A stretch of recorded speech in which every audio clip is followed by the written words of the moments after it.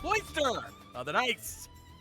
We're ready to continue our journey into Sword World, and get ready, folks, because we're in for the long haul now. Expect things to get a little hectic for a while. I'm your MC behind the scenes. I'm John. Of course, we got our DM Mildred the Monk, and we got our players, Lady K, Nephenor, Frill, Slick Rick, and of course, the man himself, Xanatrix Zadori. Folks, how we doing today? I am extremely excited. It may not sound like it, but so many people are coming over excited about Final Fantasy Legend Edition, so... He's so excited, he can hardly hide it. He's about to lose control. That was bad, Nephen, you know that was bad. That was hella forced. I know. So was your calmness. My calmness wasn't forced. It was actually genuine. How dare you? He's so excited he doesn't know how to contain himself. I'll contain all of you. Many have tried, Zan. None have succeeded. I have enough 55-gallon drums and enough hydrochloric acid. I can contain every one of you. Gotta find me first. And that's coming from her! I wouldn't fit in a 55-gallon drum. Enough hydrochloric acid and you will. You're assuming that my biology is based the same as yours. I now envision the old... Acids work on everything, sir. I now imagine Neff and Zan doing Bugs Bunny versus Elmer Fudd and Neff. Lemon season. You're in the hole. You're in the hole, just popping up all over the place. When Zan has a sledgehammer trying to hit you upside the head. Why would I use a sledgehammer? He's not Triple H. My sledgehammer. You're right. You have a 12 gauge, and even then you'll be missing all your shots because he'd be too quick for you. Why would I even be that close? John, could you handle a bottle of baking soda? I understand. It'd be a challenge, to be sure, but I think I could do it. I'm the guy that enjoys the weird combinations. He wouldn't survive. John, I'm going to say this outright. You won't survive butter soda. Again, it'd be a challenge. I'm not going to deny it. I don't think I'd like it, but I'd survive it. I've drank worse. If you liked it, I have some serious questions. Monk, they're our friends. Why would you have questions?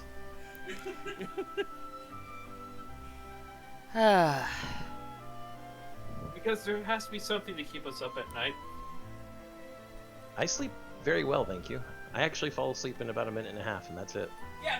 Because you don't have to deal with someone like yourself like we had to deal with you. John. No, I deal with myself all the time. What the fuck are you on, John? He can live with himself. The problem is he can't live with himself as a clone. Think I'm a clone now.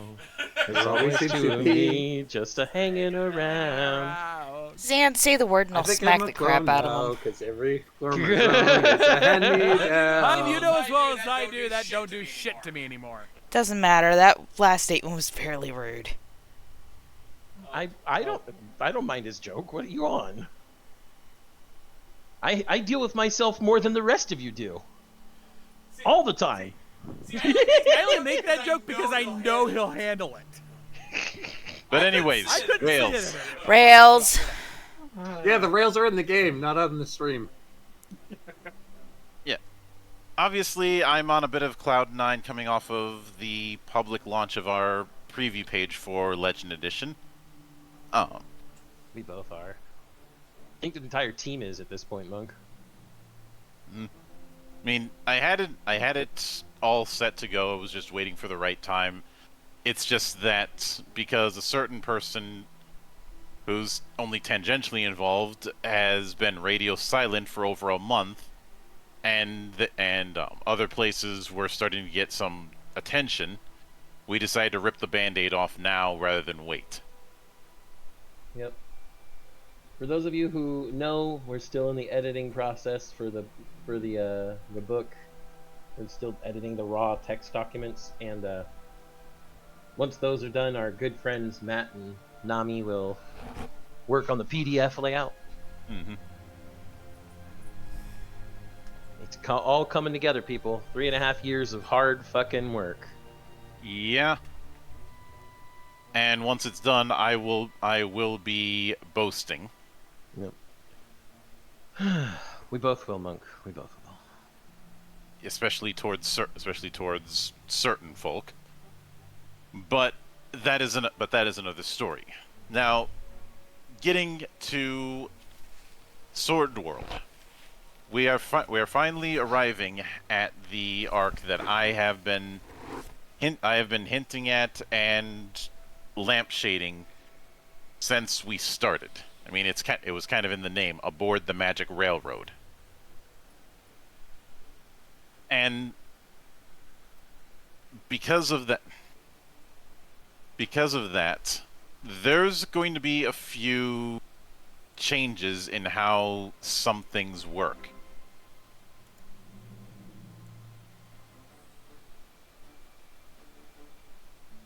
And when it comes to, and in particular when it comes to some parts of advancement and some parts of the way the thing is set up, since unlike the more episodic affairs, Demon's Line, the module that we are going to be working with, is something of a I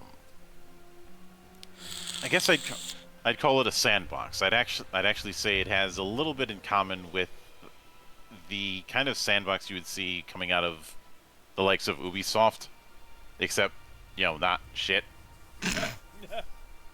A real sandbox game. Because I do not run shit games. Oh, Monk's starting to pick up my sayings. Believe me, I've got some shit games in my library. If I wanted to run that, I could. It's just I don't want to inflict those on any of you, especially some of the ones that are at the bottom of the barrel, which some of you may know what might be at the bottom of the barrel. Zan notwithstanding, none of you have any idea how horrifying it can get. Also, Monk, be more honest. You also don't want to subject yourself to running those games. This is correct. It's not just because you don't want to subject it to us. It's also yourself. Yeah, I joke, but there's some bad ones. Church is law, people. It's one of those things that you will. Those of you who know will be able to put two and two together very quickly. But point is, this does mean things go a little bit freeform, and it also. Monk? Monk, Monk, we lost you. think we lost the mic on the monk. And we didn't even get the robo. I'm sad.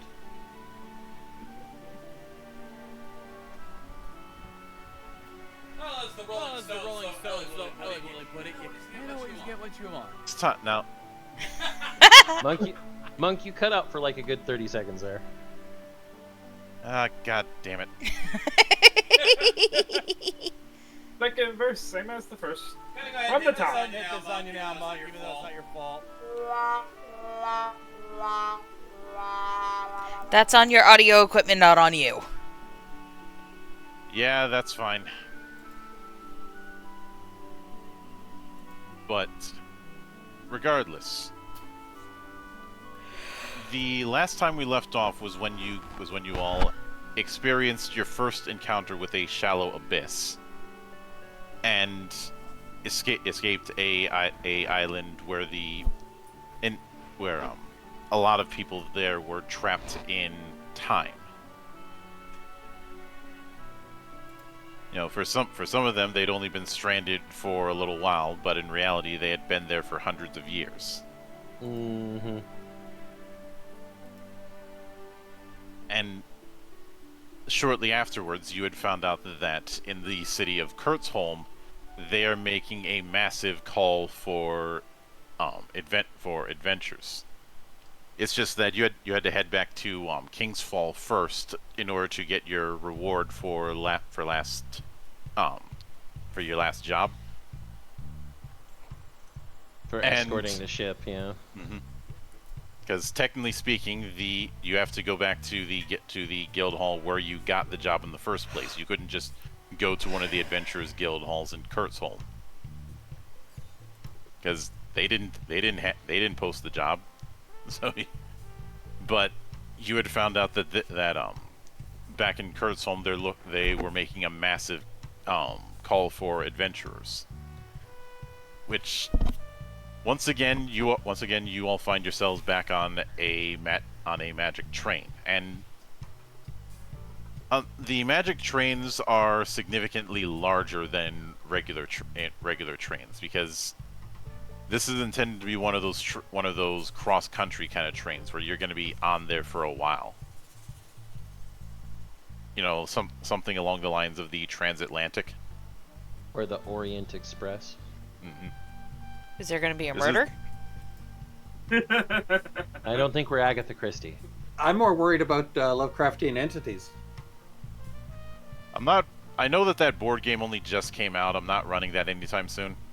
No, there's actually a Call of Cthulhu scenario based on that, or that it was based on. Yeah, I know. I had to sidestep the reference, but I'm just worried we have something similar to the one Demon Slayer movie. That train isn't big enough. Monk, not hungry enough either. Monk, that train is infinite. It's in the name. Mugen Train. Point is, this is a very large train that's meant to house a lot of people over a trip that's meant to go for several days. The idea is the train departs King's Fall and goes through the mountains through the Fang Tunnel, and then after passing through several towns, heading for Kurtzholm. Now, originally the route extended further north, passing through Izamia and ultimately ending at Oxildia, which is built on the Wall of the Abyss. But about 2 months ago, there was a great abyss erosion, and shallow abysses have been showing up all over northwest Korgana, which is why you all have ventured out here. You were part of the numerous adventurers who found out about the call and headed north. We've also probably had a broader idea about the erosion, considering what we experienced in the sea.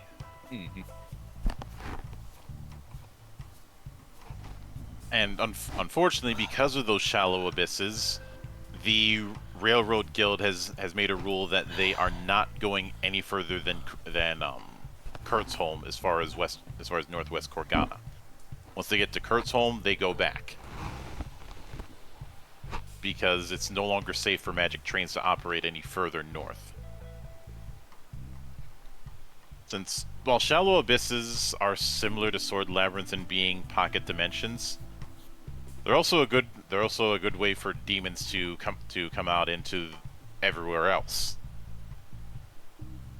That and there's the risk of other shallow abysses showing up or shallow abysses getting larger.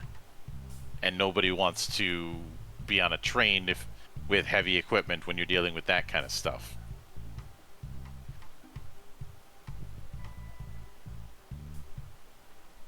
Well, there's also the other part that a shallow abyss is likely quite a bit more dangerous, because sword labyrinths, while they may constantly shift and change, at least have some semblance of reason to them.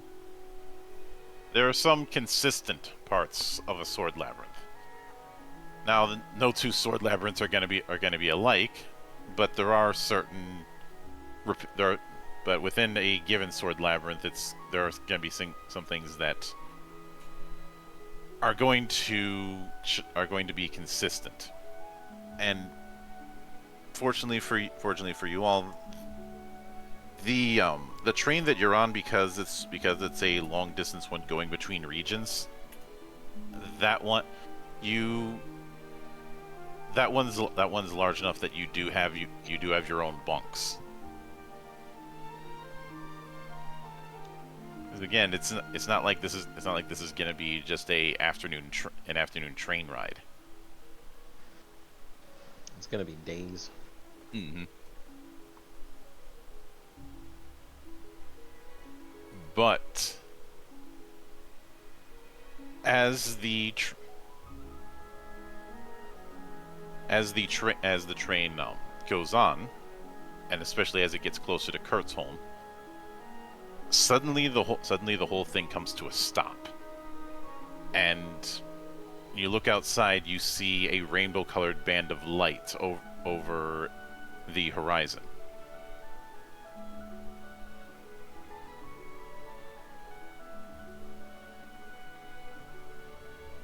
A rainbow-colored band of light over the horizon. Mm-hmm. Sounds like someone's full of themselves. No, I'd like to roll a check to. Well, no, last time we. I'm rolling observation. Knowing too much about the game and knowing what I'm supposed to know and what I'm not supposed to know as a character. I'm rolling observation. Well, the thing is, last time when we did stuff, I rolled and already knew about shallow abysses, Monk. So would I still already know about shallow abysses? Mm-hmm. You've studied them. That was just your first time being in one. Yeah. So, just telling the rest of the crew. That's a sign that we've suddenly entered a shallow abyss. That's not good.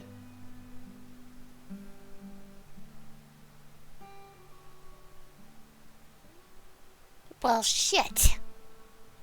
Garu, who was laying back upon hearing that, gets more to a better sitting position. He starts popping his neck.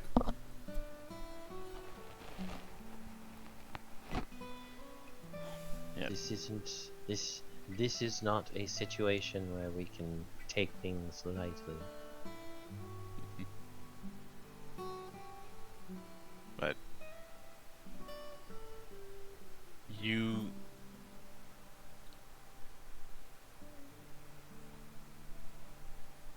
do see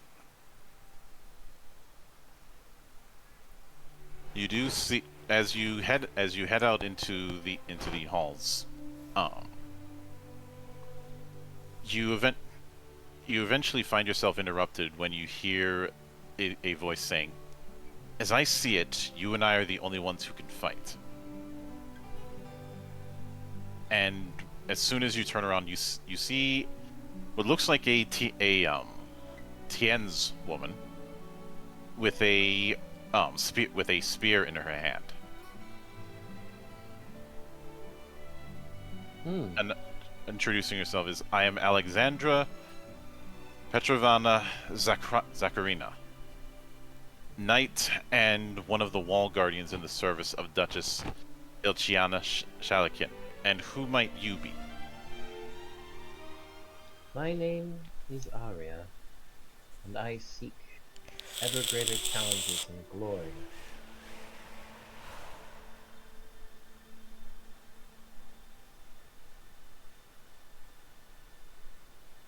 What is one of the great wall guardians doing on this train?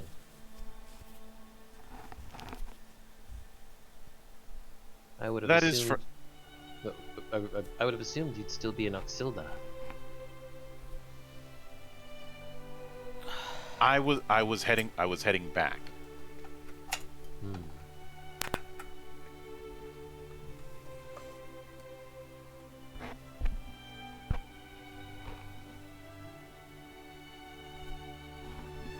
But as you head out, you are stopped by an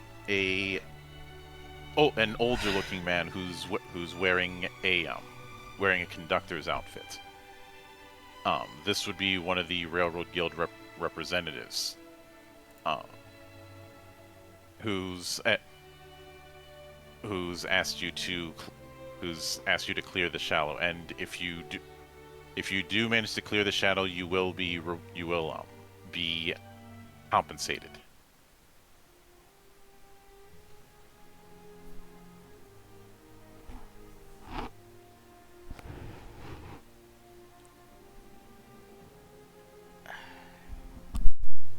But What sort of compensation?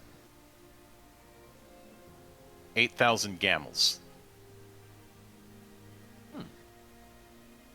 That's nice. And what would you like us to do? I'll find a way to clear the shallow abyss so that we can actually get you all to Kurtzholm as planned. As quickly as possible, because we have a schedule to keep. Which, saying that he has a schedule to keep might seem a bit callous, but remember, railroads. Mm-hmm. Then we need to find the core to this abyss and destroy it immediately.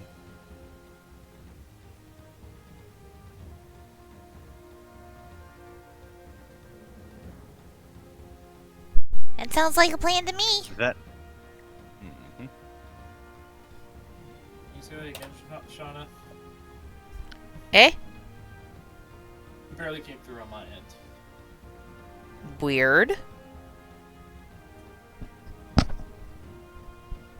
Can you guys hear me okay? Yeah, I can hear you fine. Huh. You cut in partway through your statement. Oh. So I had to mute my mic because my eyes are itching up a storm. And I accidentally keep brushing against the mic and I'm worried that's coming through. So that's probably why it cut out at the beginning. Mm-hmm. That is a good possibility of a definite maybe.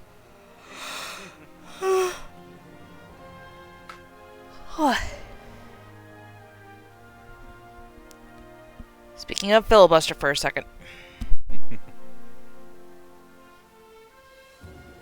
Myself, my meds are starting to kick in, so I am just like, hey. No, more so than you. Mm-hmm. Borderline lethargic at this point. But let me show, just for the sake of records, you guys should be able to see Alexandra. She's going to be accompanying you as a fellow. Yeah, she's pretty baller.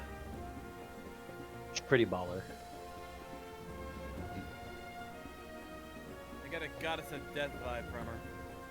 Yeah, I was thinking at first that was a scythe as well, and then I looked and I'm like, oh no, that's just like something hanging off of it. It's a spear. Mm-hmm. Technically, it's a quadrant. Whoa, what the? Whoa, whoa, whoa, whoa, whoa, whoa. happened there? Oh, yeah. Shauna was near my desk and it was messing with my mic setup. But yeah, the what's attached to her spear is a long sash that she likely uses to wear the spear when she's not wielding it. Well, shall we go? We should probably get out there as quick as possible. Quite.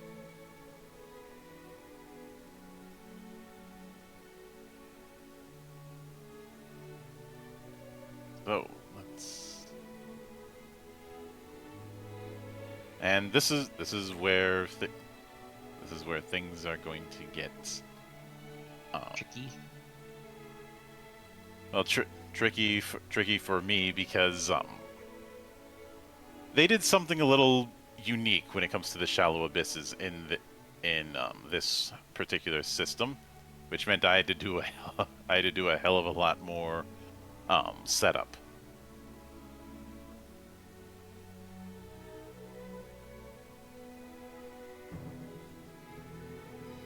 But Also, bear in mind, Shauna, Kay is away from her desk right now, so bear that in mind for a second. She did call filibuster. mm-hmm. I mean, this still gives him a chance to set everything up, though.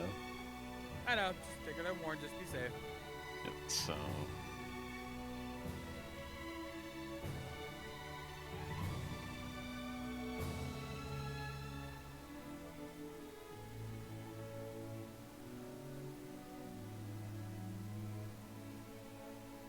let me.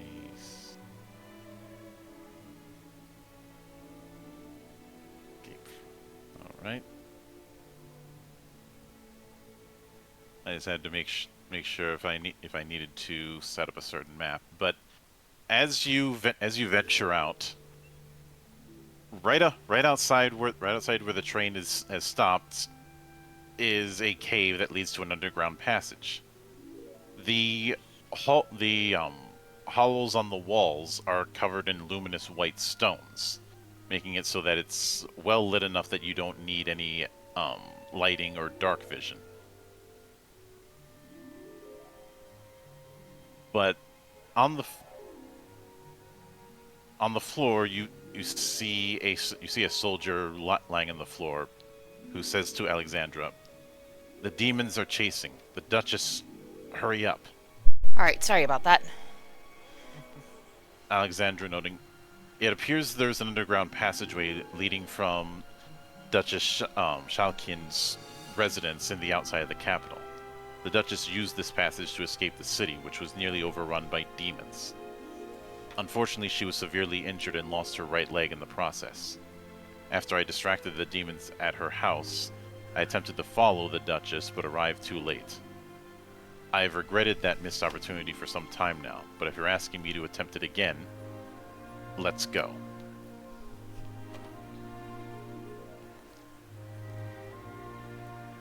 Give it a second chance. I don't see why we wouldn't take it. Let's do things right for you this time. All right. Indeed. Out of character, can somebody explain to me what I missed?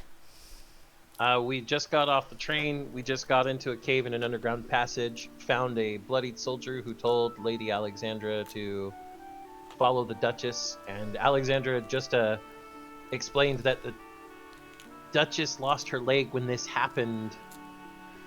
And she felt like it was all her fault. I came in around that part. Yeah. And now it's happening again. Apparently. So, let's make it right. Well, if they're demons, I think it's time to start hunting.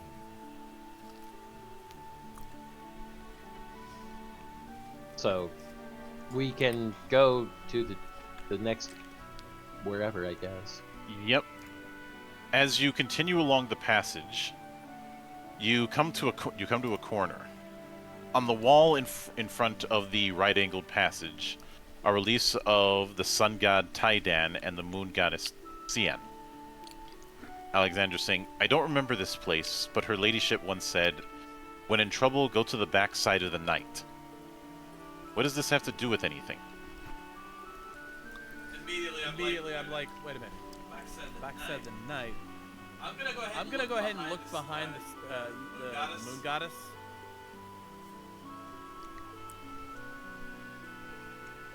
Yep. Roll observation. 11. You note a bit of a notch, as if this thing is just hanging on what would be the equivalent of a hanger. It's not bolted down onto the wall. Meaning meaning it could be picked up and taken off. Go ahead and remove it. As you remove it, you see some of the stones start to open up, finding a hidden passageway.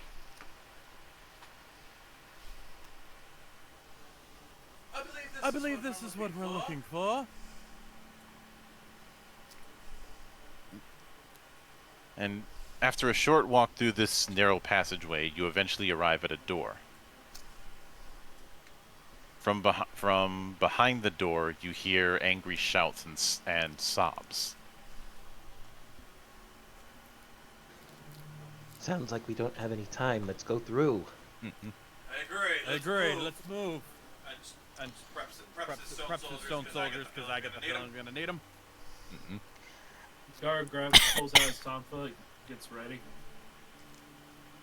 But as you head out, you see a well-dressed girl with red hair resembling autumn leaves, and a group of soldiers fighting to protect her, covered in a small room, or rather cornered in a small room by demons. Alexandra immediately exclaims that that's the Duchess, and it is good. It is good that you came in when you did. Oh. Okay. Oh, yeah.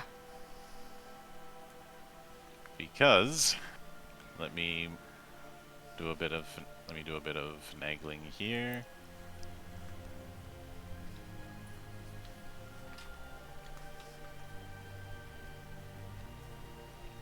Because it is soon to be that time. So Geograph is John? deployed. Lunchtime? what time is it? No. All out, we took the watch here. Oh, let's see. Here's the one. Oh, I see. It's combat time! Yep. Now, with three of the minis, the reason it's blank is because of what these are Mavkiras and what they're supposed to look like. I'm giving a bit of restraint for you, Shauna. Appreciated. Because that means they're supposed to look like spiders? Yes.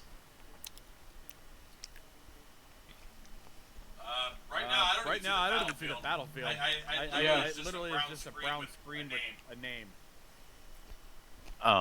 You see a name? I barely see anything. I just see white. I just see the background. Um, I'm also assuming that most of it isn't loaded in on. Refresh before bitching.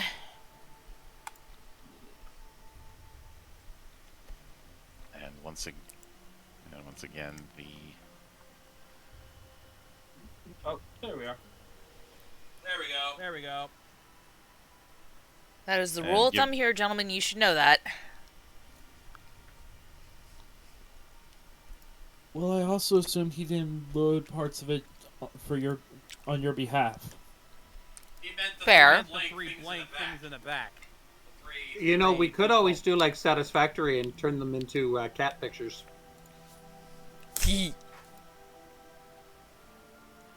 that would be a distraction. A good distraction, though. Then again, most likely, as that happens, Lake Hay and I would be too busy going, aww. No. I have heard from plenty of people who have arachnophobia that play Satisfactory with arachnophobia mode on that the cat pictures are actually worse. Oh. Because it's a jump scare from vicious attacking, jumping, and spitting cats every time. Instead of cats, they should have used geese. Yes. Yes. All right. So There's one mod where it actually turns it into the community managers instead. that is so brilliant. I wish I did it. Now you have inspiration. Why is my token's health at 27 and mana at 30? Because Bullshit.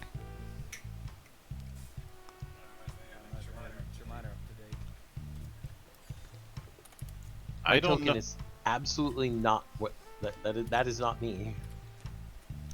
I have no idea why that's the case, because I'm fairly certain, because it's supposed to be the HP value. Yep. That There was we go. weird. Now it's all updated. Obviously, as preparation, I'm in alternate form. And in preparation, I also have my geograph deployed, and I have moved to the back. I gone beast form in preparation.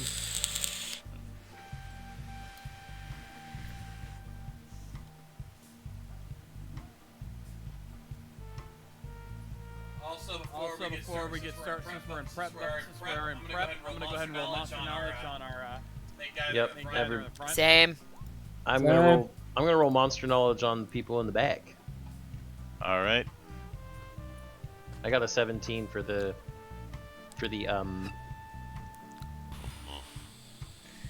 Mavkira. 19 for the news. So the Mavkira is weak to physical damage, Okie dokie. and the News Maul is weak to fire damage. All right. Fun. Physical I and fire damage. I rolled a 15 on the Noskira. So So There's Nostra that. was weak to physical damage? yeah.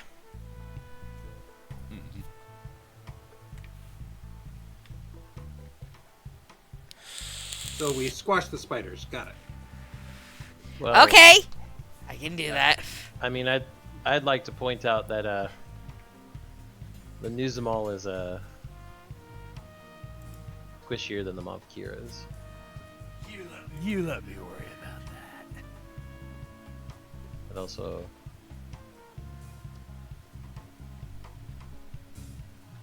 Also, because of the fact that I had to reset initiative, I need you all to roll initiative. I don't think we ever did. yeah, none of us ever rolled initiative. 15. 8. 8. Hooray! I'm last again. All right. D20, Rick. D20? Yep. Okay.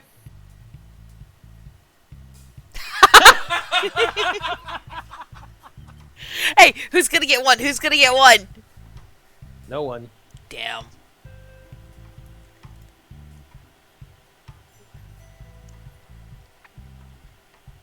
Oh, I gotta do it. You know, I would say I'd have to do it again because for some reason, but then again, there's some weird Dax isn't here, Monk. Fellow. yeah, which fellows always go last. Mm-hmm.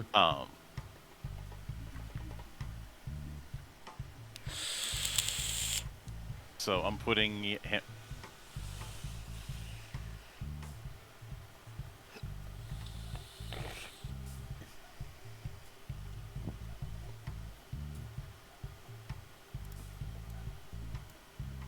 So our order is fine.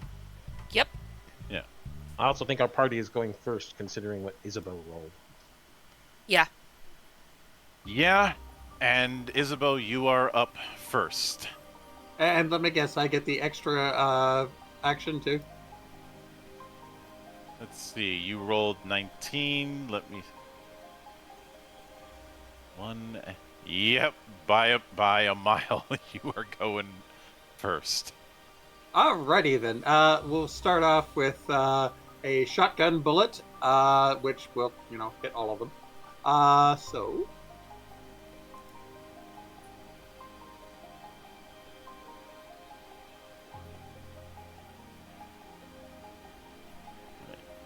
So 17. Okay, for the Mavkira, you got the choice of either hitting the tentacles, the legs, or the needles, i.e. the head, chest, or belly. It's shotgun, it hits everything. That's true, it does.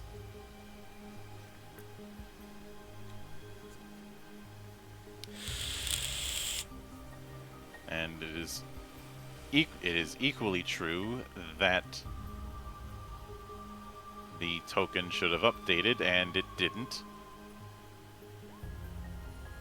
So, there's the damage. Damn! Minus their defenses. So, Still gonna hurt. let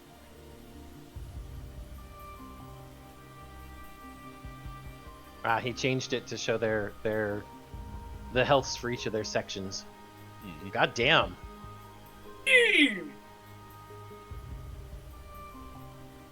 They're enhanced by sword shards. Yep. How do I know? I read the core books. How much knowledge have I forgotten about this game, Monk?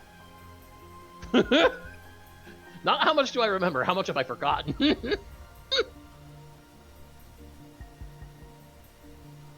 Too much. And tank.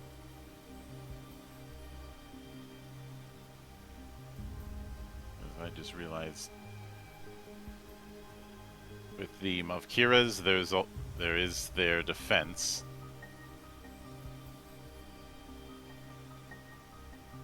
Because I do judgment calls Zan, because I am of the opinion that because of the way it works, it should affect all of the sections. Well, any area attack would hit all sections on a creature within that area. So if the creature has multiple sections, it would hit all sections. What's the judgment call you want to make about that? Just whether or not it would. I didn't remember whether or not that was the case. Now, And that's gonna make things a bit interesting because there's 3 different types of defenses. yeah, there's 3 different defense numbers if I remember correctly. Mm-hmm. So, actually, I'm gonna put this in another window just to make it a little easier for myself. Probably, yeah. So, 31 to the head. 29 to the chest. And 32 to the belly. On all of them. Yep. Surprised their chest has so much defense. Well, considering how much they have, maybe I should use my extra action to fire again. Another one.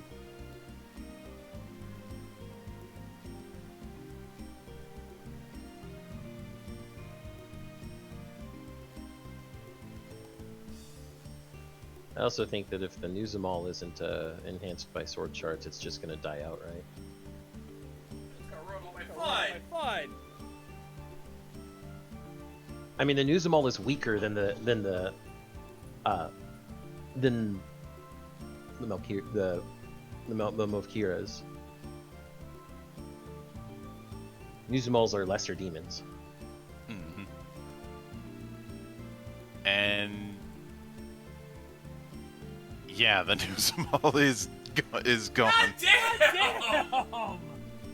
Didn't Just it use was. my new spell.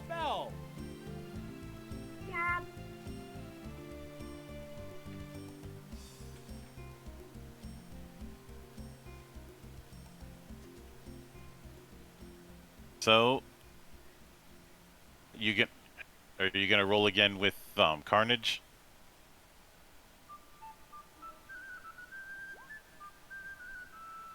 Oh, that answered that question. I'm re-rolling because you get. Okay. All Even right. higher accuracy. Just, I always get a bit suspicious when I see the same roll twice. So roll damage. 1 extra from last time.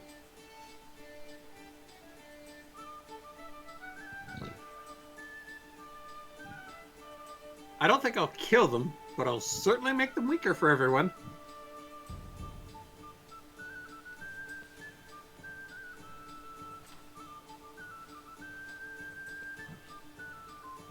See, I look back and I say, I left you something.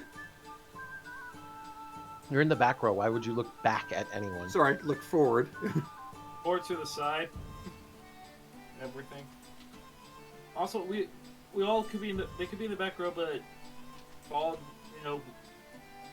Oswald could be a little bit behind him. Okay, Or she could turn around and then everyone's behind her. Yeah, but turning your back to the enemy is a bad idea. She just has she turns around, the gun's facing them still. I don't She's think that's just- how that works. She's decided to do things weirdly, firing behind her and all that kind of stuff, doing some trick shots.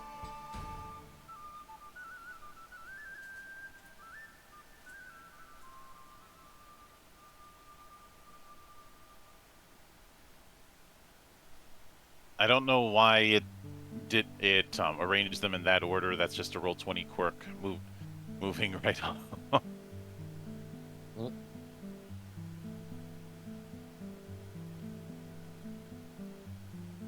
Alright, so for the spell I want to use, what's the difference between the range area being a target versus a shot?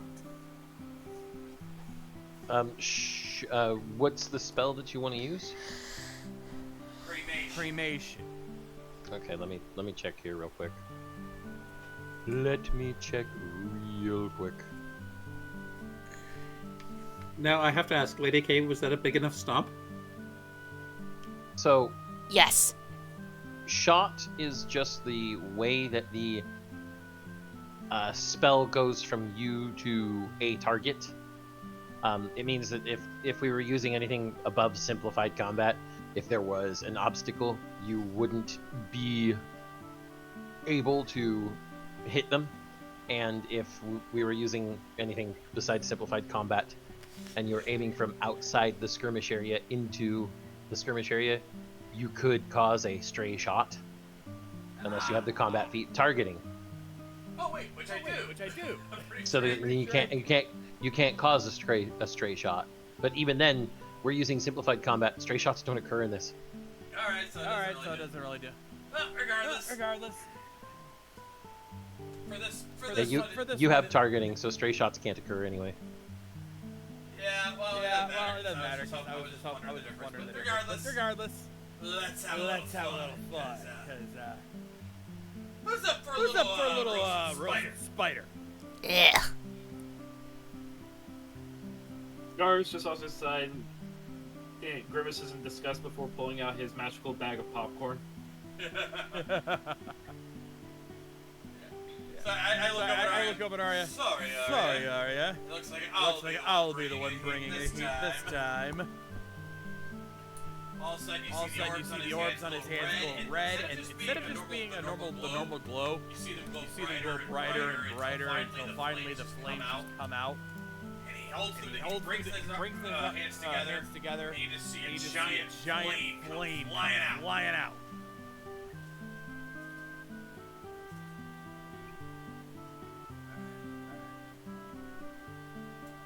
I'm rolling I'm magic rolling power. magic power. Yes, you are.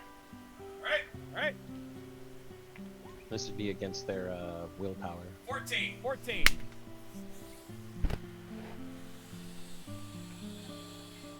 14 versus willpower. That is just short of it. That means they'll take half damage. Yep. Alright, fair. So Fair. power 20 plus magic power. Okay, no extra damage then. Oh no, extra damage is where you'd put your magic power stat. Oh, I also forgot to activate efficiency. Mm-hmm. So I'm gonna go ahead and cast that beforehand. Gives an extra 4. So it'll be 11 plus 4, 15. And I'm guessing there's no crit value here. Crit value 10. Yep. Okay. Crit 10 according to the spell page. Okay. 22. Which section are you aiming at? Let's go foot ahead. All right, which one? Middle Of one. the three? Middle one. All right, 22. That's still 11 damage. That's still 11 damage. Minus its defense. I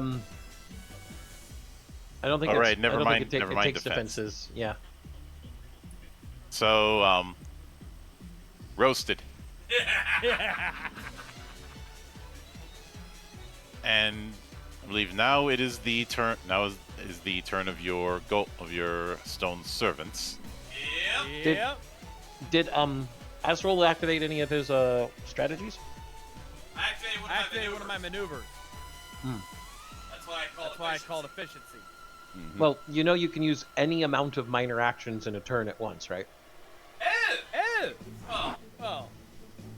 Yeah, if that's the case, then yeah. Surging offense. But it doesn't matter. In this case, it's still dead.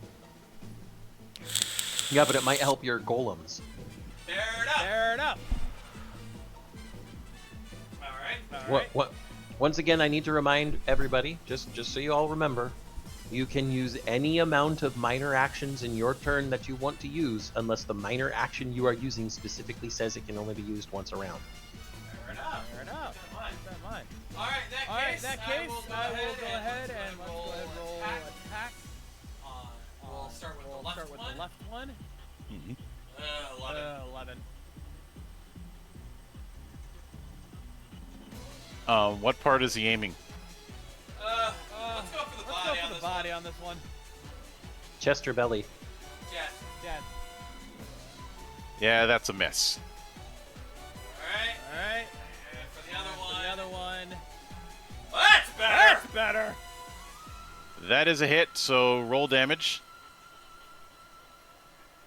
13. All right, what part is he aiming for? Again, let's go. Actually, in this case, go for the head. Let's kill it. All right, in that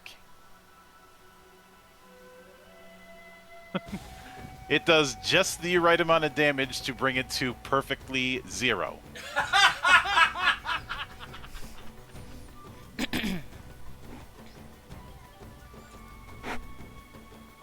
All right. That's you won.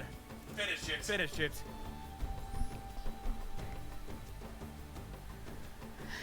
Alrighty. So Alicia has her geograph at the ready. And what you guys don't know is that it's a new geograph. Hee hee. I mean, I knew that, but that's a different story.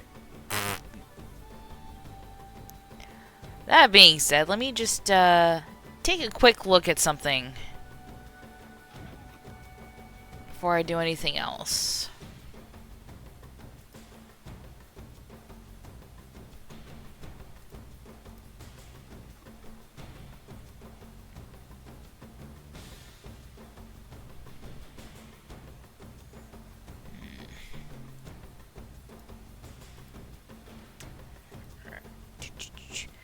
Okay, so I'm gonna use Thorn Bash on this motherfucker. And All right. I'm gonna meta magic it, so that way I target all of its spots.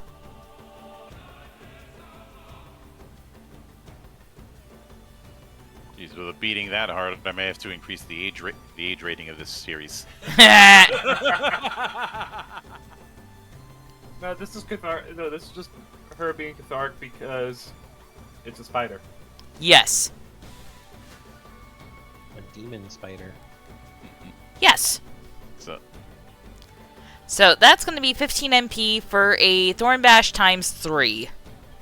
all right. Roll 2d. You're going to be rolling 2d6 3 times.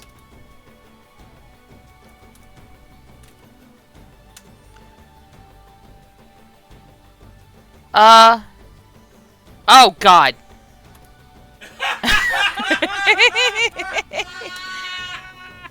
Alright, first roll is 7.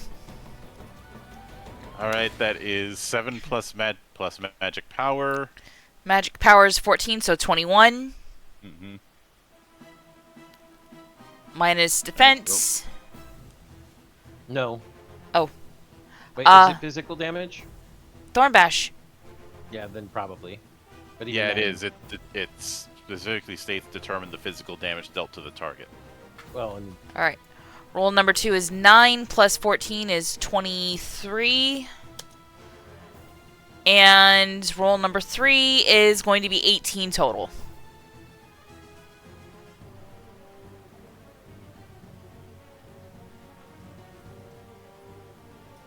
Though that is complete overkill. You zeroed out all 3 parts, so that calls for the Friday button. Fair enough.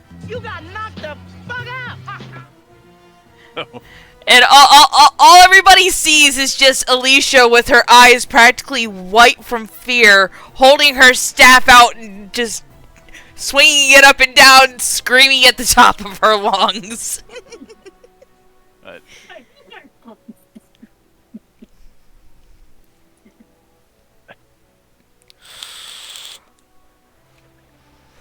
But during the... Now, fortunately, you managed to take them out before any more casualties would come about.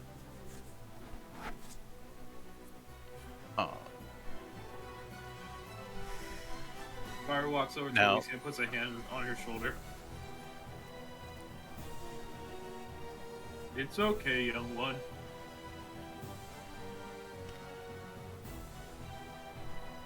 In the aftermath, you ended up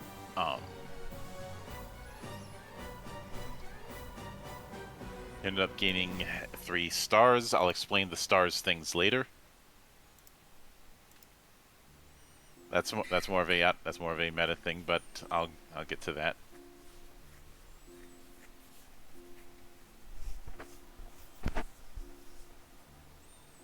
But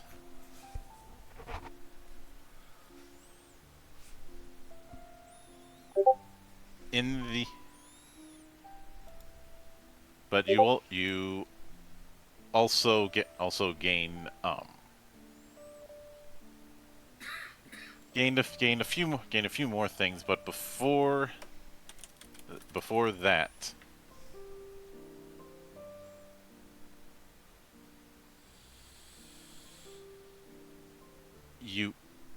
it is time for loot. So All right, I'm ready. So remember to add the modifier when it comes to the loot roll. So it's not just a straight 2d6 anymore. 2d6 plus 1. Yep.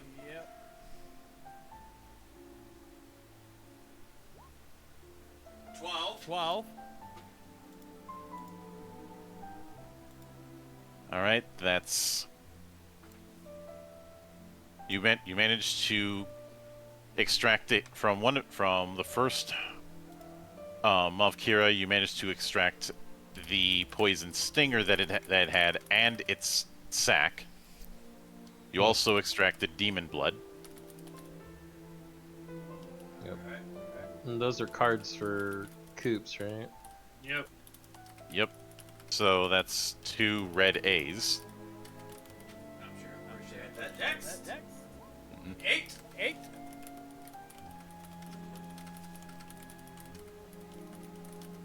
Didn't get anything but just demon's blood from the second one, Next. which does mean another red A. 10. 10. A demon blood and a poison stinger.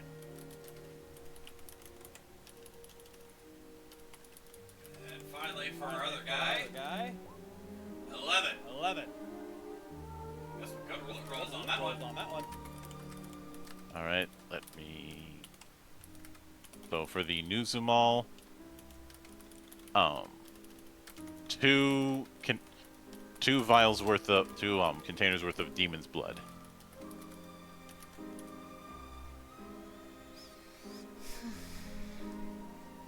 So that means he's gonna have 7 red A cards.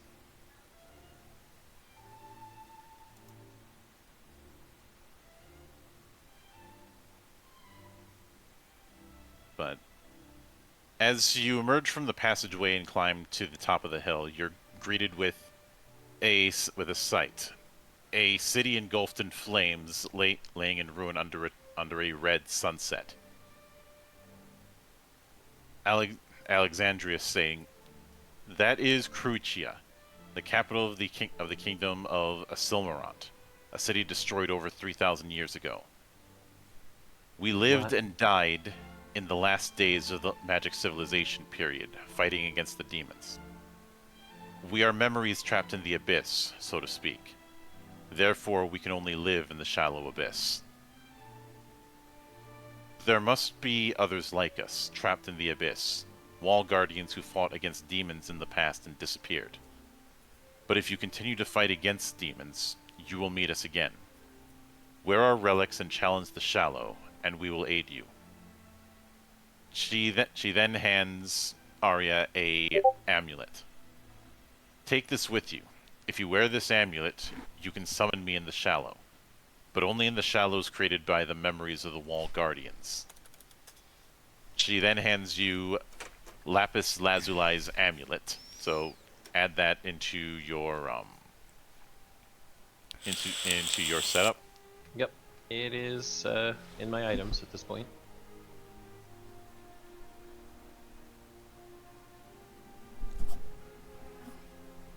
She points to the abyss core floating on the hill and disappears, saying, "Now destroy it and return to the land of those whom you should protect." And Arya just goes over to the core, raising up her giant claymore, and well, cleaves the core in half. Mhm.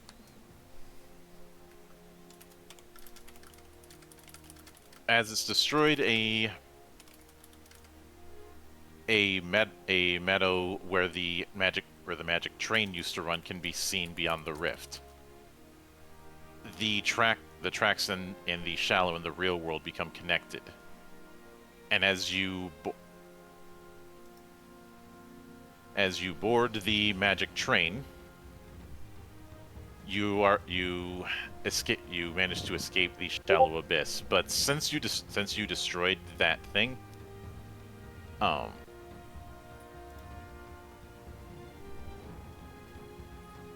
you're able to get something out of it that you weren't able to get the last time you were in this kind of situation. If the thing will load, why? Hang on, refresh before bitching. Mm-hmm. Oh, 94.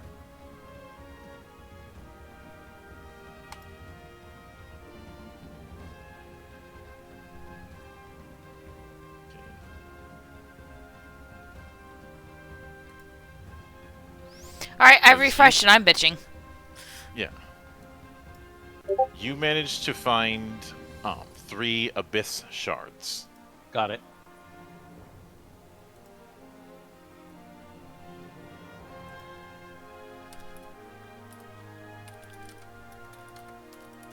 And as you head back onto the train and you inform Jarno about what happened in Shallow Abyss, he simply says, "Thank you. Thanks to you, we're able to escape from the Shallow Abyss. I was surprised to know that Miss Alexandra had died more than 3,000 years ago. Indeed, there were rare reports of meeting someone who looked like old wall guardians in Shallows. It would be very reassuring if we could get their help in our upcoming fight against Abyss."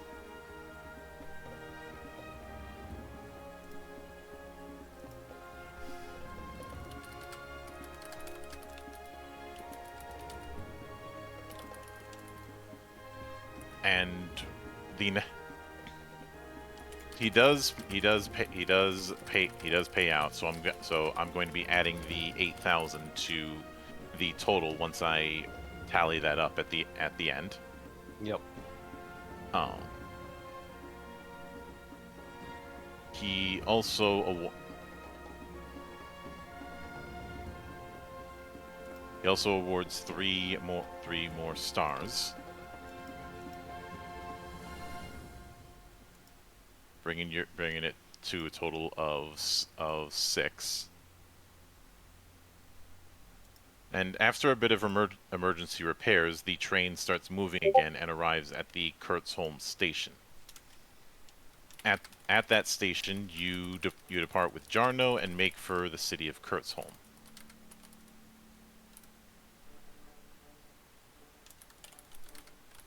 And should have used this graphic earlier when it came to Kurtzholm, but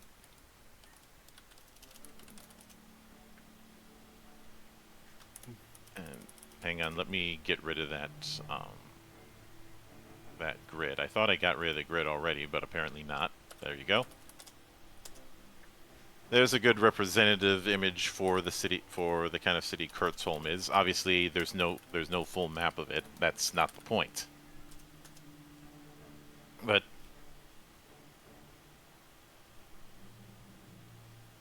Kurtzholm is a relay point on the route from Dorden to Oxildia.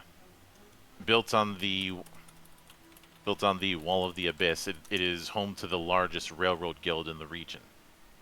And most of the inhabitants are focused on operating magic trains, which allows for the railroad guild to have a significant amount of pull. But it's a little less lively because of the great erosion over the last couple months. But the facilities that are there, you do see that there's a tavern, there is an inn, there's a spa.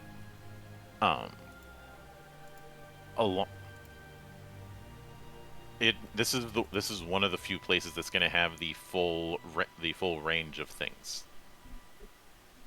In fact, you have a tavern, an inn, a bathhouse, a temple, a shop, an adventurers guild, and yes, you are going to be going in and picking adventures in this place, as well as the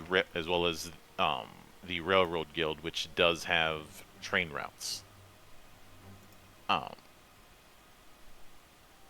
That being said, because the next part is going to be a bit freeform.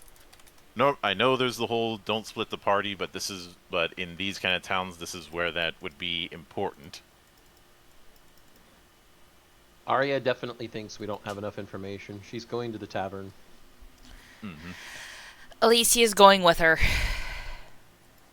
All right. Because she needs a drink after those spooters. So, there are three things that you can ask about at the tavern. Each of these is going to be considered an action. So for both Arya and for Alicia and anybody else who's joining them, it's going to be one action and thus one straight 2d12 roll. 2d6. Yeah, 2d6. I don't know why I said 2d12. Because d12s don't get enough love. You and I both know that. Yes. So, those are your three options.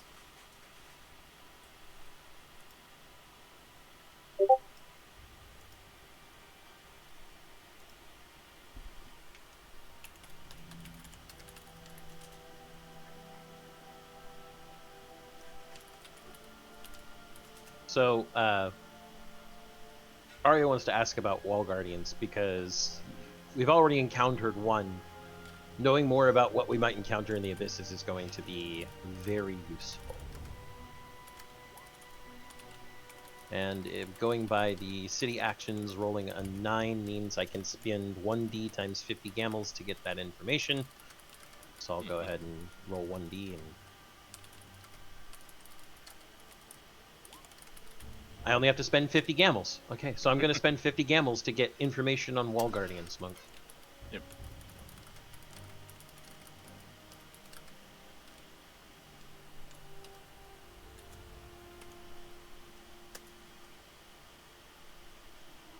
Well, you are able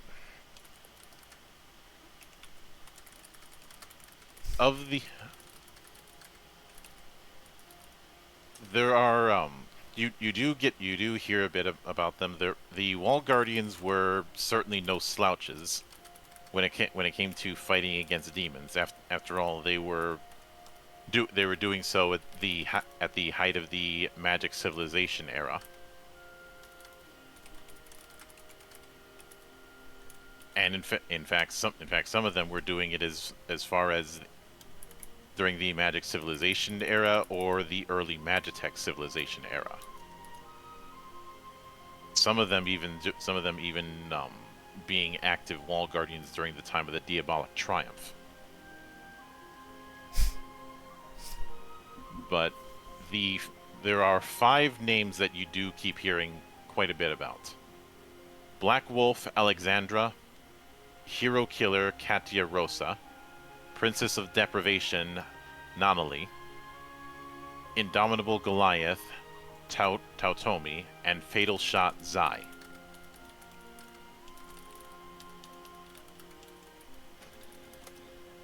So now You I can know that only those- focus on one of them.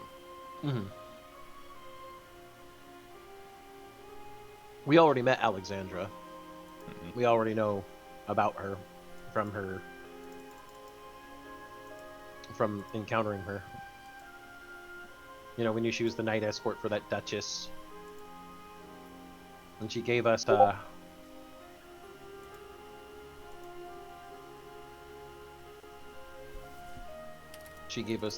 amulet to summon her.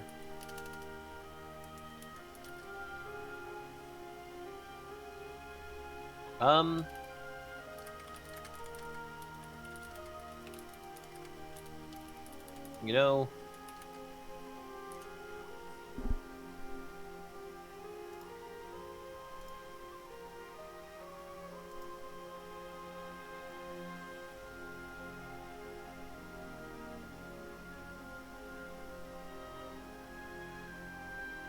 really want to know more about her and her spear, because Alexandra's spear looked really cool, and I use something spear-like, so. Mhm. Uh,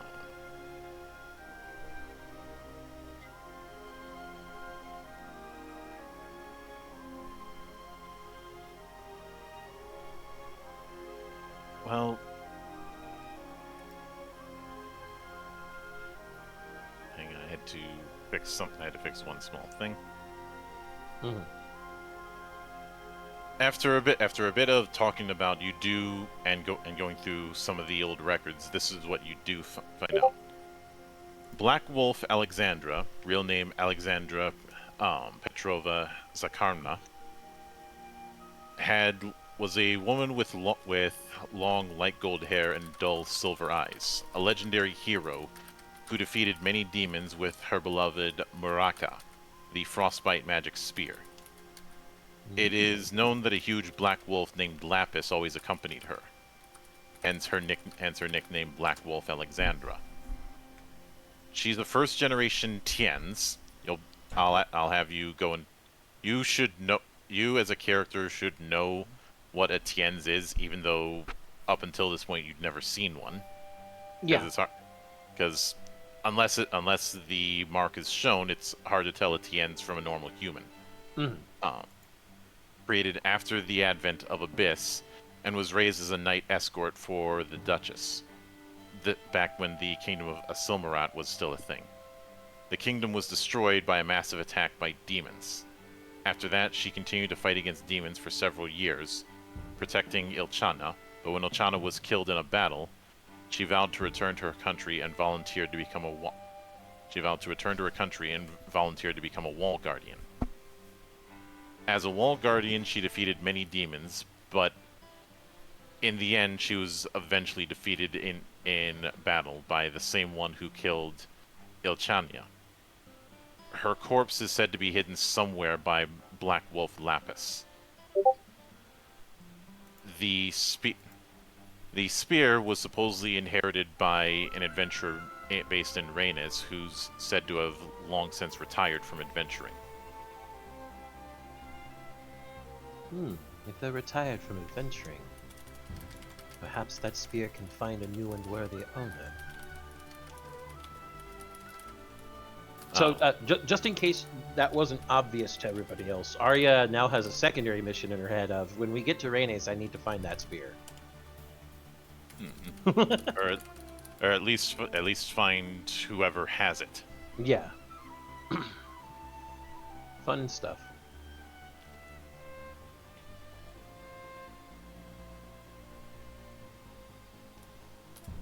But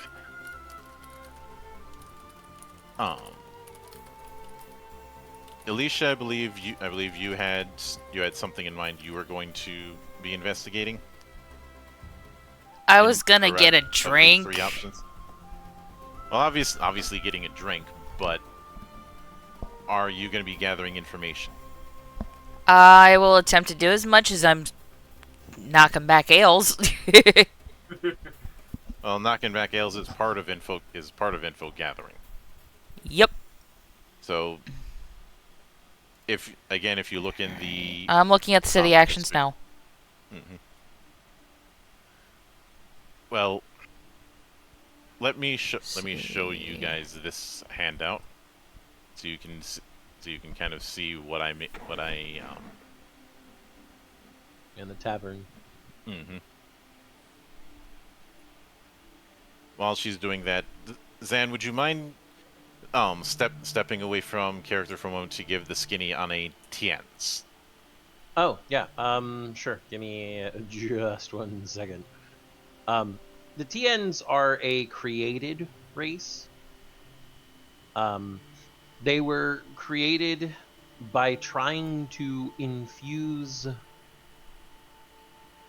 magic beings, divine magic beings, with humans during the magic civilization period, and their entire mission was to guard the wall of the abyss.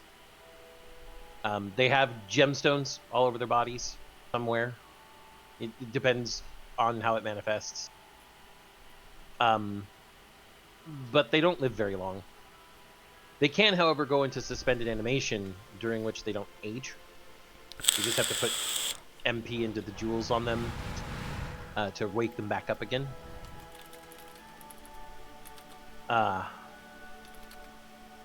They have a bit of semi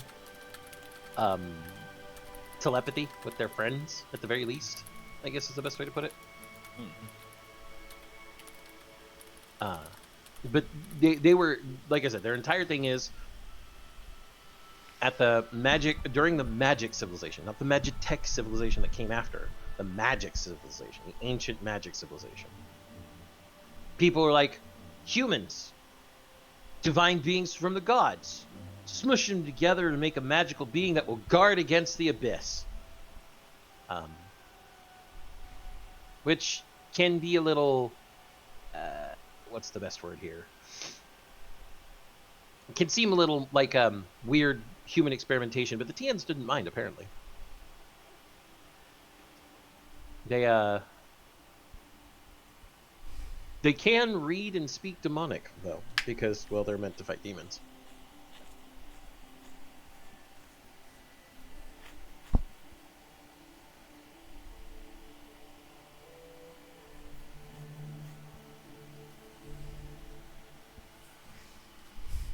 Mm-hmm. So, with that said, what angle were you gonna go for looking for information, Alicia?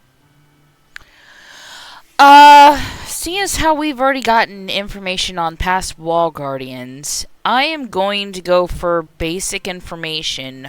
Can I do both plains and forest, or just one? Nope, gotta pick one. Yeah. How about you do plains, I'll do forest. Alright, that works. Just to Alright. let you guys know, when it comes to the information gathering thing, this is different than obviously using observation or an investigation check. Mm-hmm. You get one chance, and you can only do it for one piece of information at this point in time. You can try again after time has passed, but one try per person per time period, and that's it. Okay. Duly noted. Yep. Alright, so I am, knocking him back. And, Just roll straight 2d6. Yep. 7. So if you want the information, you'll have to spend 2d times 50 gambles. 200, that's fine. Considering how many gambles I've saved up, yeah. Information ain't going to be an issue. Alright, I'm buying the info. Alright, that was gonna be on plains. Yes.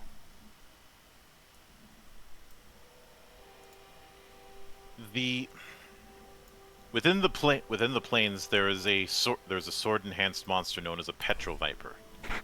Because of its presence as the lord of the plains region, the plains are inhabited by a large number of vipers.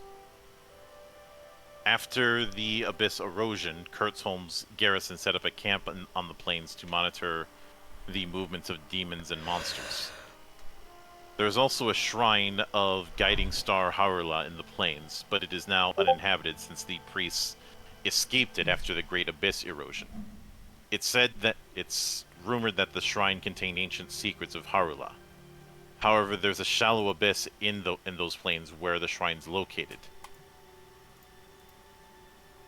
It was threat level 6, but it may have gotten worse in the last 2 months. And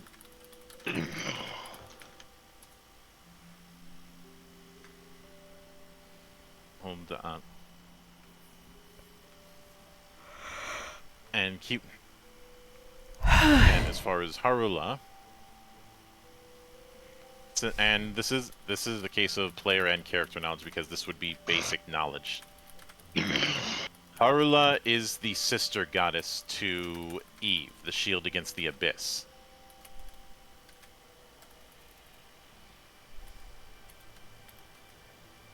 And tends to be the more forgiving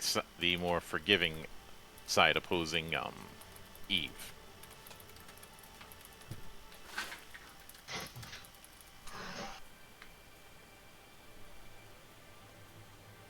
And the guiding star part of it a lot has to do with the fact that she's often symbolized using a polar star, as well as the aurora borealis.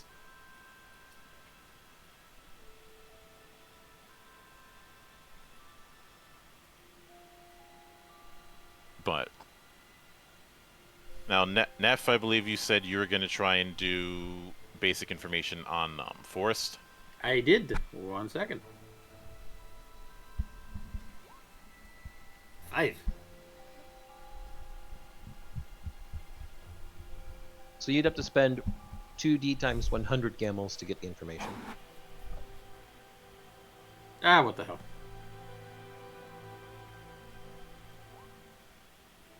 So 500 gambles. You know that the Lord of the Forest is a... You found out that the Lord of the Forest region is what's known as a Scarlet Stamp. The forest was once home to an imperial kingdom ruled by Meria, but it was destroyed by demons. Ruins of that kingdom still stand, and the Empire is said to have released a Scarlet Stamp to fight against said demons. Also, there's rumor of an elven scholar who's investigating the ruins that's currently residing in that forest. A treasure of the Imperial Kingdom is possibly there that could enable one to learn the language of the fairies. The location of the shallow abyss in that forest is in supposedly a river, but it's not been confirmed, and no one knows the threat level of that abyss.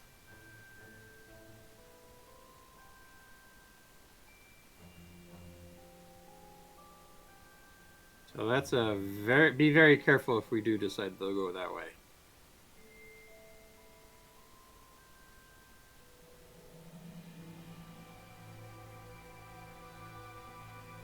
Pretty much. Then Bring again, extra shotgun shells. Mm-mm. Then again, whichever one you decide to go for, you're gonna have to be careful regardless. But that's natural for adventurers.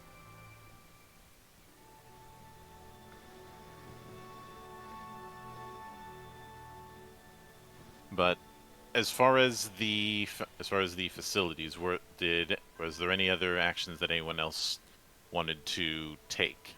I want to check if there are any good quests at the Adventurers Guild as well.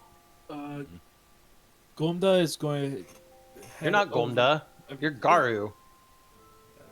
Shut up. No. We Wrong we rag on other campaign, people buddy. we rag on other people for the same mistakes. You get ragged on too. Equal opportunity. Everyone is cremated equal. Does that mean I get to rag on everyone for calling me Xanthia? Yes, I've ragged on them for calling you Xanthia as well. Even though I still behave the same way.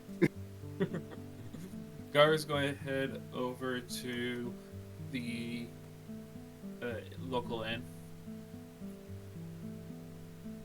All right. All right.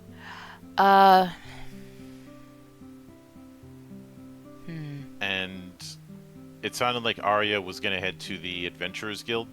Yep, gonna check to see if there's any quests there with good stuff. So these are the quests that are currently posted there.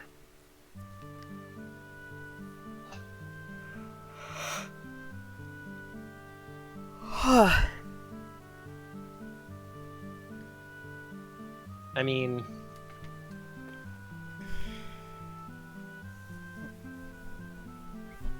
three of those are just things we can do passively.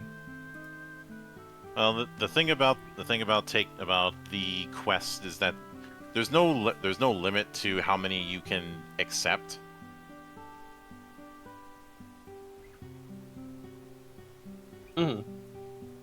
I'm just saying it like three of those will do automatically as soon as we get to the places where they are.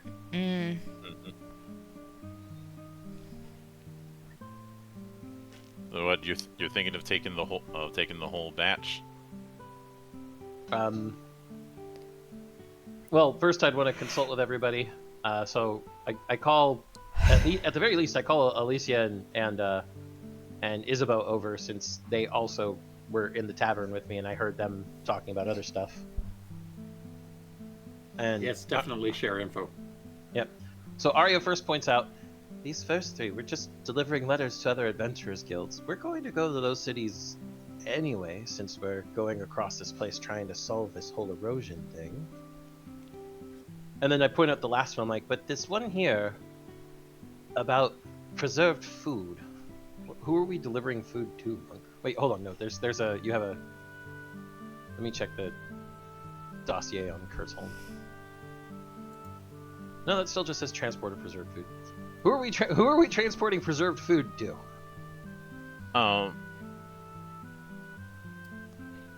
So for each of these, the letters is basically deliver a letter to that relevant adventurers guild. Mm-hmm.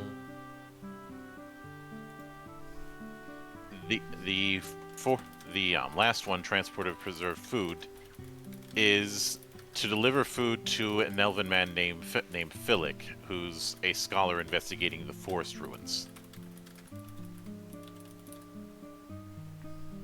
you would need to deliver 5 weeks worth of preserved food to him. Okay. So I point out that one. I'm like, do we know anything about the forest?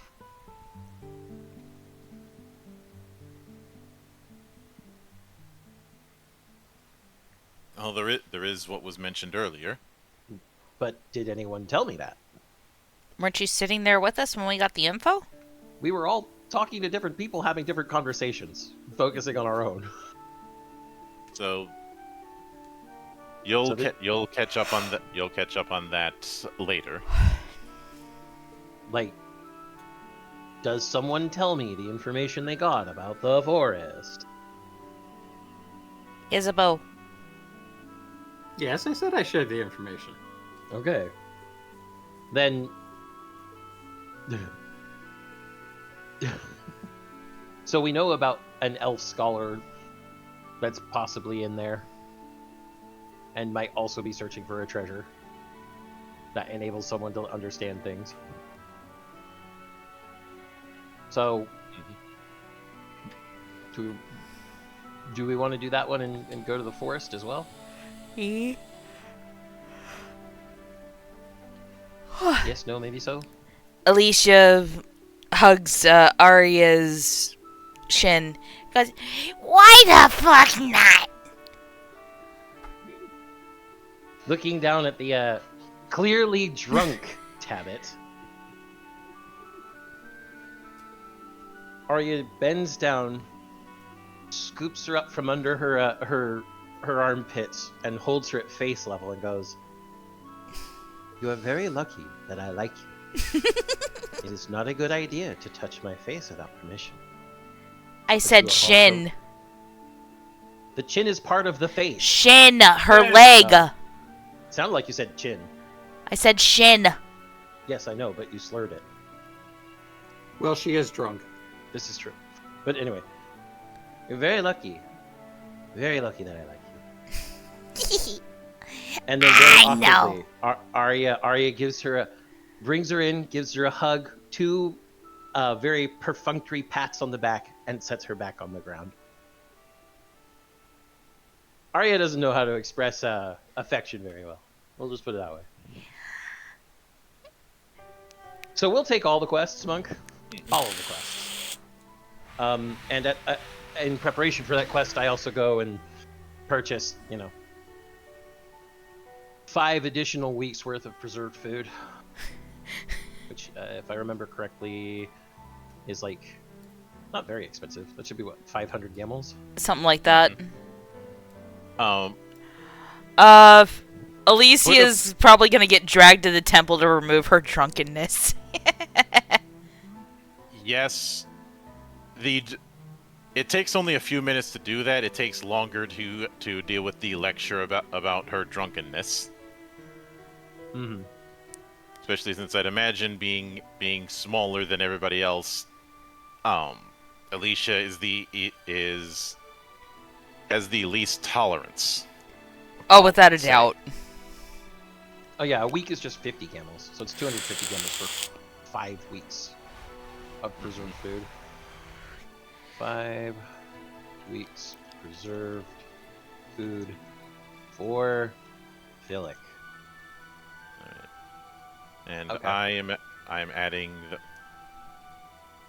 So for the players, I will note that I had set up a nice little quest tracker.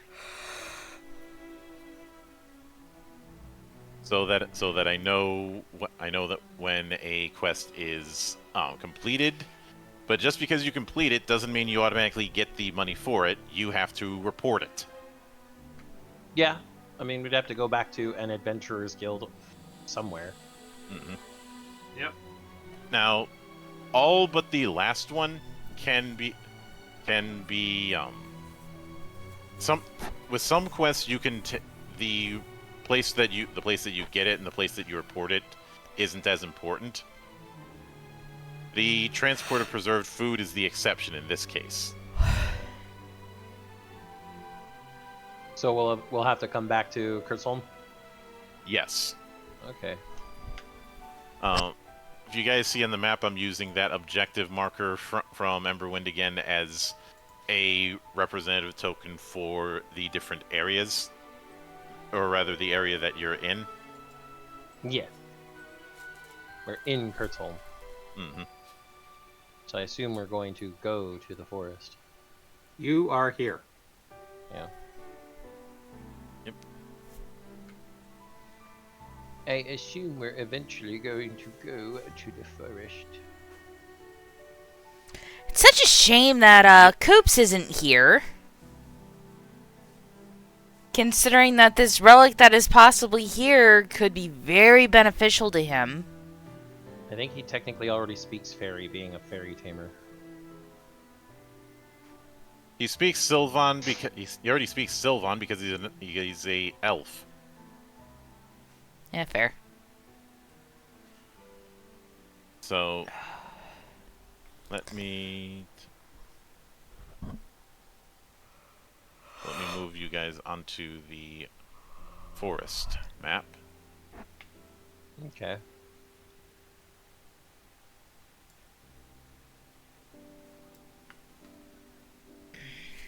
And let me get that.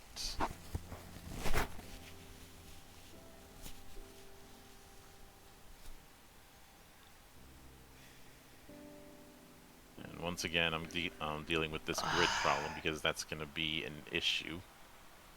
Hey, sweetheart, do me a favor. Hand me the ibuprofen, please. So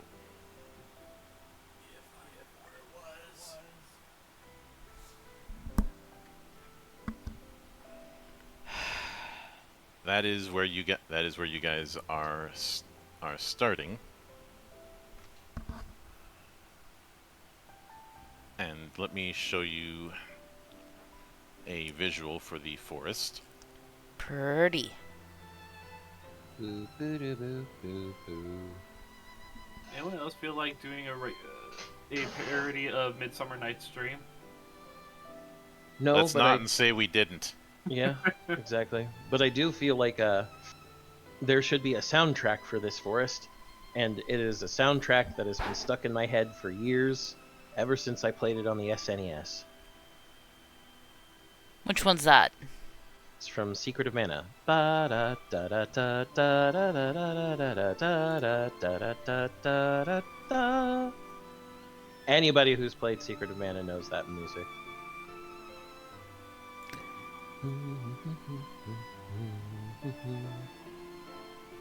So let me.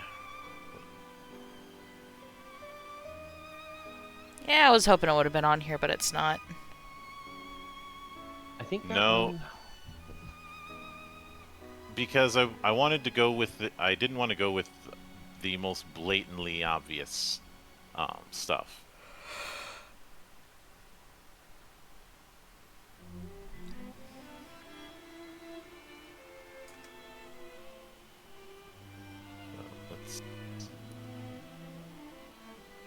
That's where he is.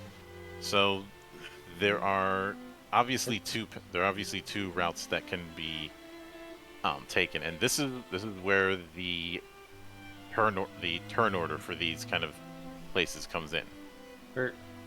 For anyone curious about what I'm talking about, I did just post the OST in Sacricity.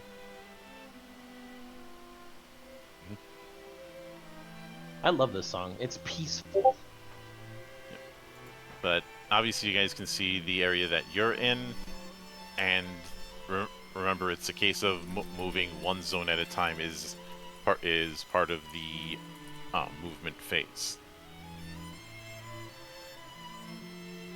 Yep. So we need to find a person. Philic is in here somewhere.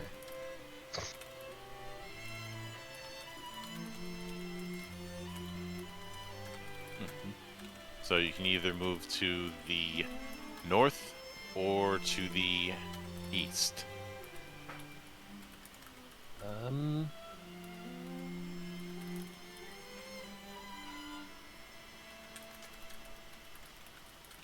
I mean,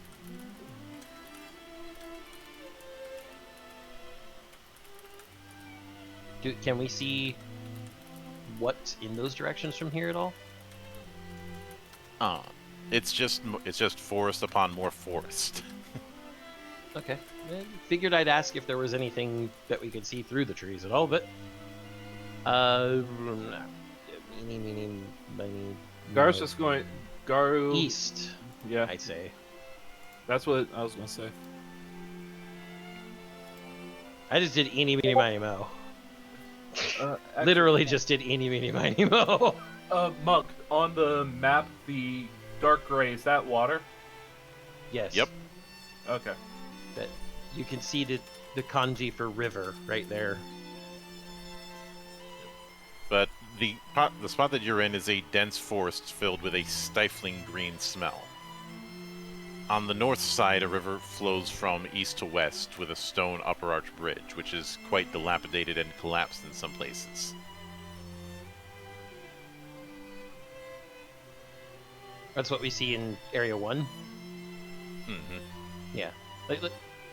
Like I said, I literally eeny, meeny, miny, mo. Let's go to Area 2. Let's go east. All right.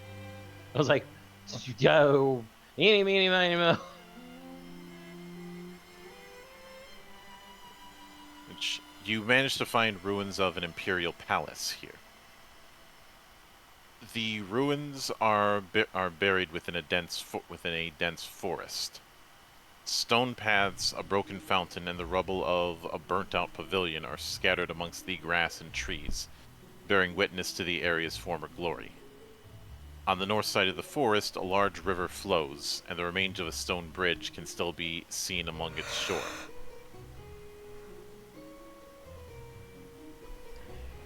Okay, so, do we see Philic around here? Since this is Imperial Ruins.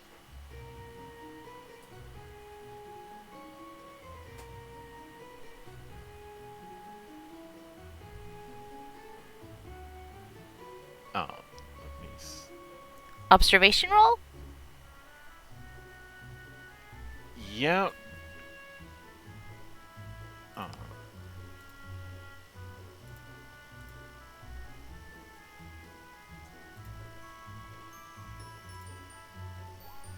It's 21. I think you notice it. Well, I'm looking for the scholar. I honestly don't think he'd be hard to find. He probably set up a camp and everything. Give me a minute. This is one of those cases where I don't think a roll was necessary.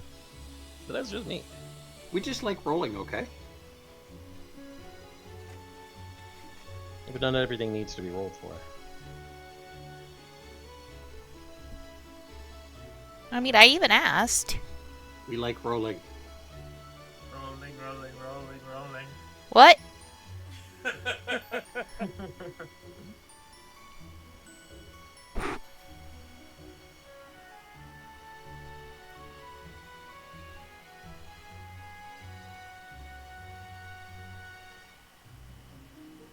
So, and this is the tricky thing with the notes that I have. I have to. There's a whole lot of cross-referencing all about.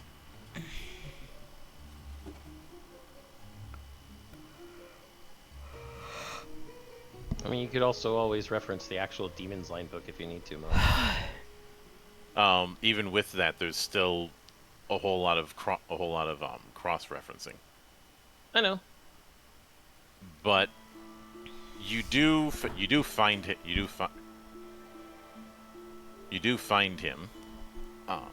Okay. He's apparently been living in this forest for about 10 years, investigating the ruins. Oh, fun. Well, pulling 5 weeks of preserved food out of my pack and setting it in front of him. Mm-hmm. Here's a special delivery. He takes it gratefully, though he is still a bit excitable to have some degree of humanoid contact for the first time in a while. Okay.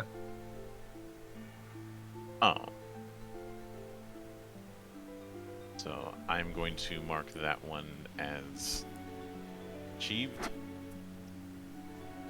While I'm at it, let me make one little adjustment here, just to make it look a little bit decent. So, I mean, he's been studying these runes. What does he know about them?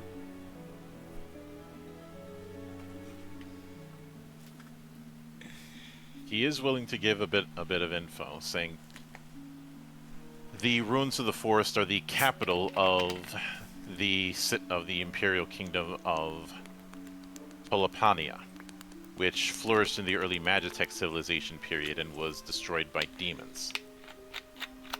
The ruins the ruins here are the remains of the Imperial Palace, and the underground there's a transmigration magic circle that leads to a spot further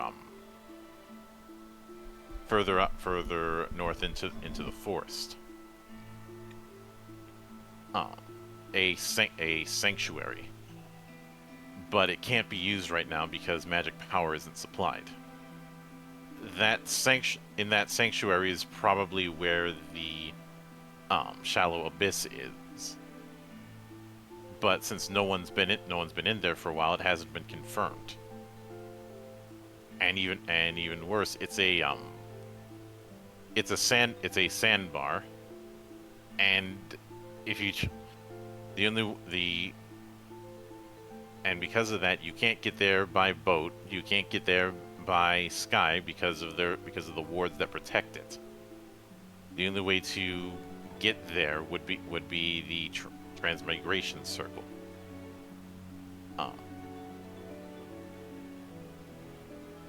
And to make things even worse, he tried to get to the place where that circle is held, but there's a fairy there who won't let anyone pass. I can just see Apparently- everybody in the party looking over to Dax, wearing shit-eating grins. I Is mean, in this kind of situation, Dax would be like, "That's Odin. That's probably an Odin fairy. I don't mess with those."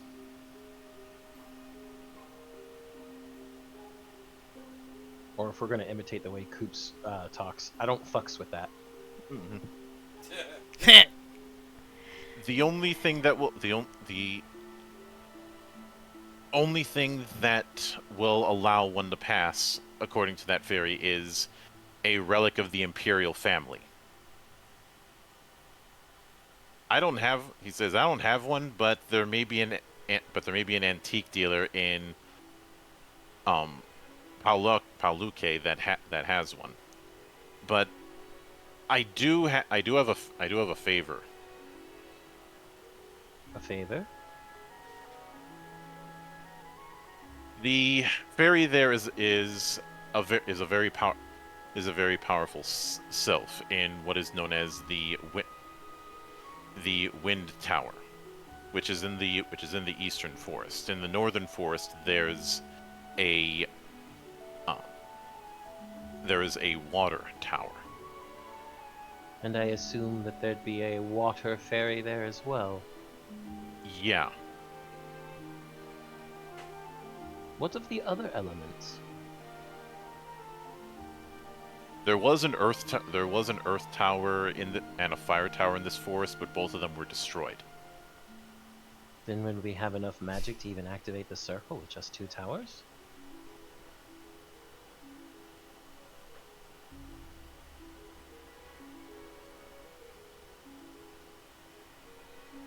Well, when it comes to those towers, if you can find them in the forest, you can activate them with the password.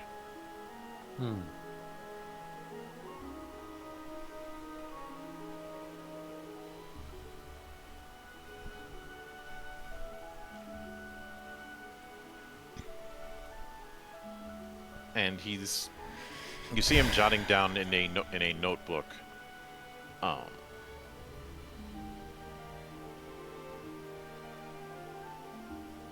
The particular passwords.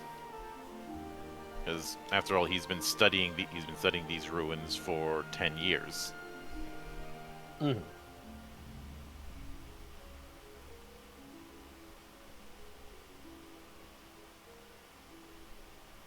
Although the note that he hands off to you all is not written in common languages, but instead written in Arcana. I can read Arcana.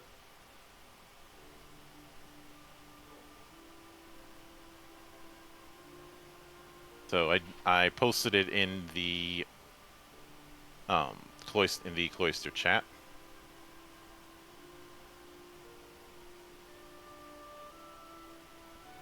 Okay, so when we get there, I'll have to say in Arcana these things. Got it. Tolipalina's call. Mm-mm. Alrighty. He does say that he's got a boat that he has hidden that he has hidden down near the river, or rather that that's where it's on the river, but it's not here. He thinks he left it in one of the areas further north, nearby the ruins of the bridge. A boat might help us get around this place faster. We may want to check for it.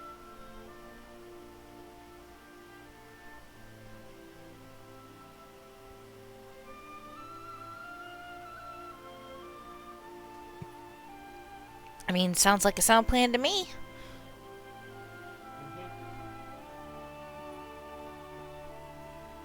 So, do we want to search for the boat first? Sounds good. I am guessing that you guys are going to be heading back to Area number 1, Mhm. and then probably But- up to Area 5. But I have one small. Uh-oh. Uh-oh. Did we forget something, guys? I don't like where this is going.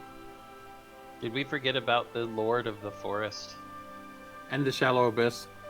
Well, no, we know where the think we know where the shallow abyss is. It's on 6. We can't get there yet.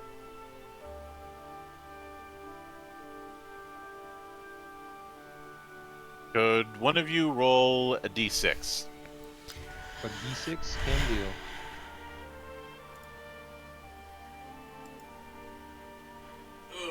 Ow! That's not good. We're going with Arya. Why would you want to go with mine? You got the better roll out of the 3 of us. Don't You're think assuming that, that which one is better, high or low. yeah. We don't know what those mean. Better go with the first roll, which is a 1. Just because we don't know whether high or low is good.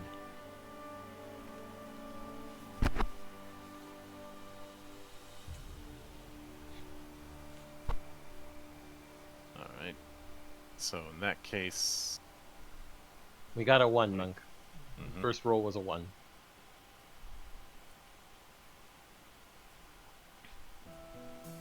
All right.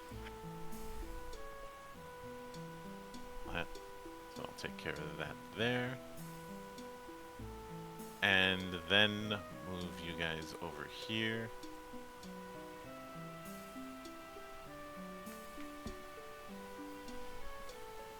Which does mean it's time for a event table. So roll 2d6. Mhm. Why does it keep doing that? It keeps taking me out of the chat box. 6.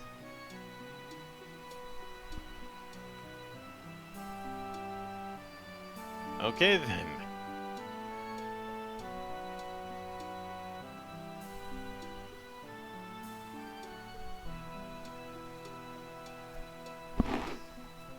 As you head back, you feel like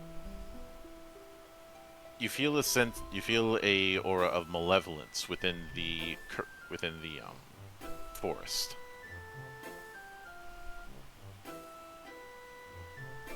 That's So roll- never good. Roll willpower. Everybody or Arya? Everybody.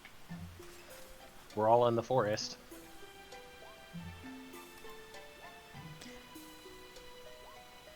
Auto fail. Whee! Ow. I knew that was gonna Where happen. is that? Is that second page or first page? Second. Second page. Second. Same I bar knew as that your was gonna MP and HP. God damn it. Ow, damn. 2 failures and some pretty good rolls otherwise. All right, those of you who failed, you end up getting you end up getting lost due to the force kind of making you hallucinate, which means that you're not going to be able to do any further exploration for a bit. And it is good timing because that is where we are going to take a break. Alright, folks, you heard it here first. It is currently 5 till the top of the hour, so figure what? 5 after, 10 after, Monk? 5 after. 5 after it is. We will see you all in 10 minutes, my dears.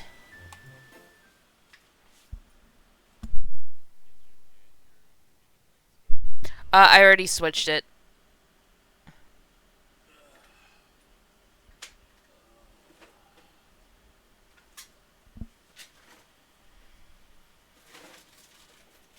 Alright, yeah, if you see the ibuprofen, honey, hand it over. I've got a migraine building again.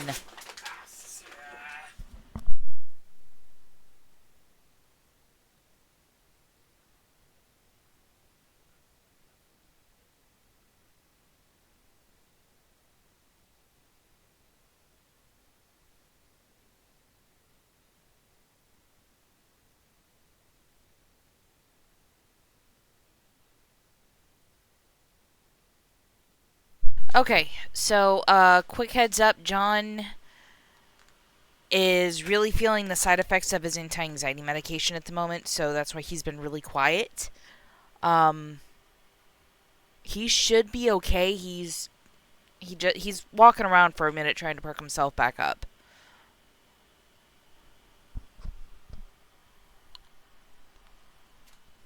And all these damn bright screens are making my eyes hurt.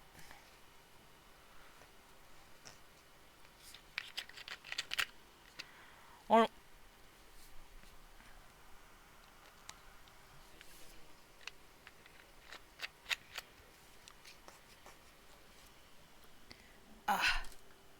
that being said, now that I've taken ibuprofen to try to help dull this throbbing, I do have dark mode engaged, but it's not working for, like, the map or the player table. Or my character sheet, more specifically.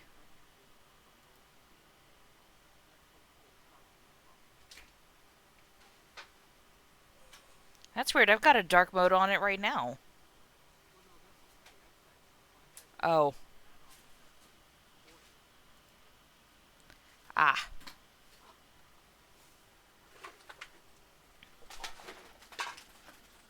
You gonna be okay there, baby? Barely able to stay awake.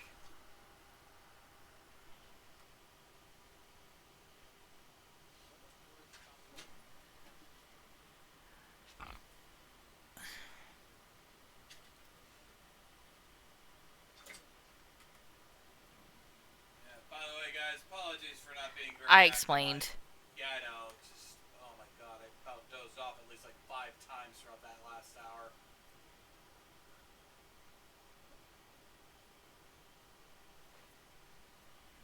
There's been several times where I honestly was about to message you guys saying just put me as a fellow and let me bow out because I am like dead.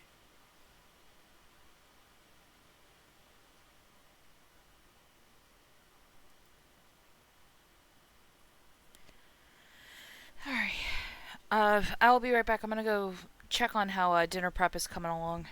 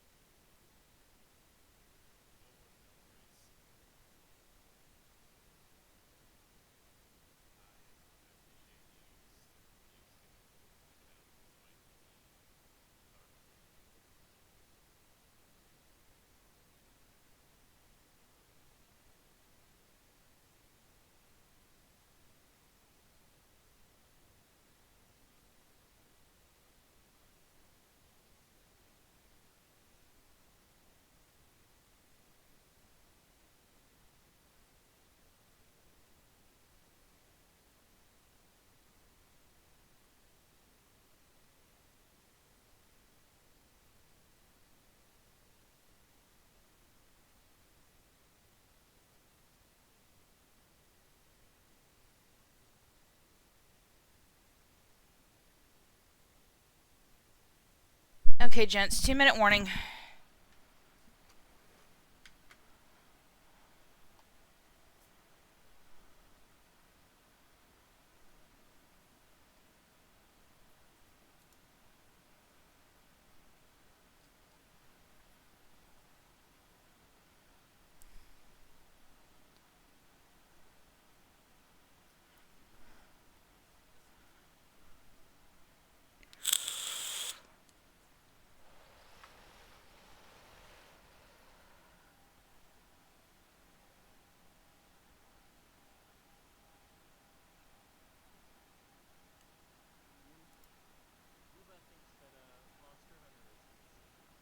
Ha!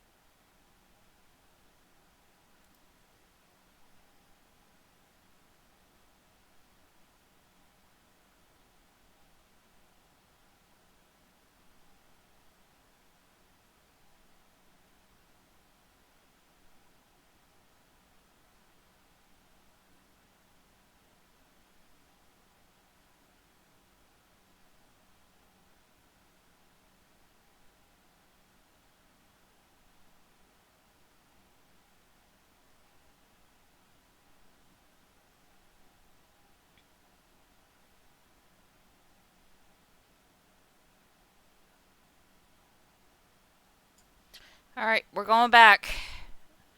In 3, 2, 1. And we are back, ladies and gentlemen.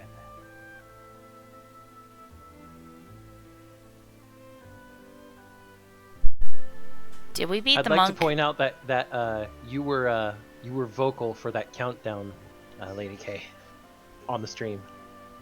Wait, what? I heard you for that countdown on the stream. Oh, fucking hell. What the shit? Never without Never a without a bunch, bunch, folks. And we've had many of those, including 2 that just happened. Ah. Arya and Garu are both, well, lost in the forest maze.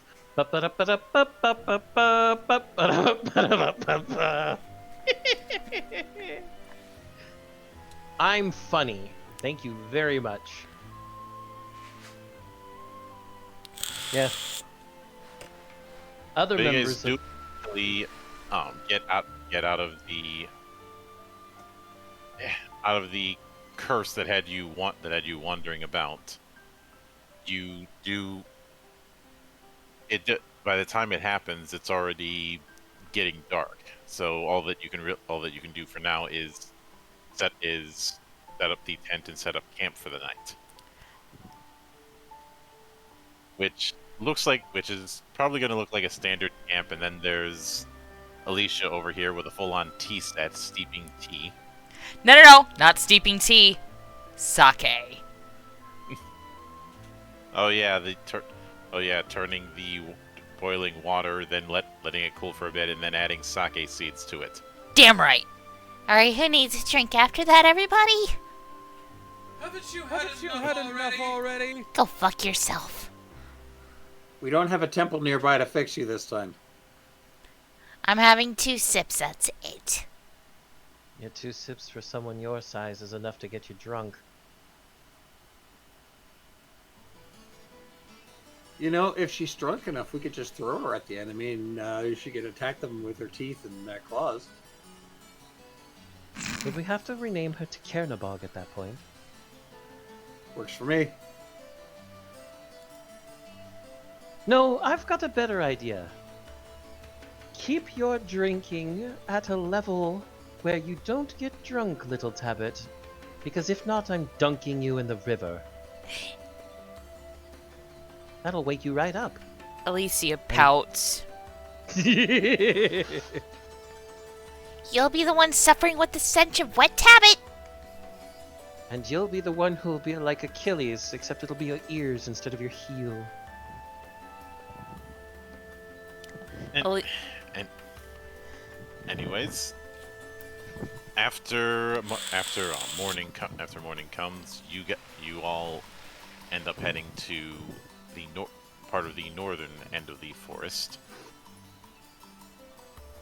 and you see that he was not lying when he said that that two of the elemental towers were wrecked. 'Cause the main thing that you see heading into this area is the green meadow inside of a deep forest and the ruins of a collapsed tower buried in it. A large river flows around the meadow on 3 sides: north, south, and east. On the southern bank, there's a half-collapsed stone bridge, the one you guys passed. On the northern bank, there's a bridge covered in plants.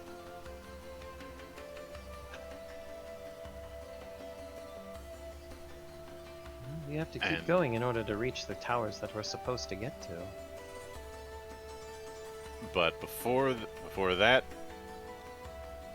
I need someone to roll 2d6 again. Yep, doing it now. 8.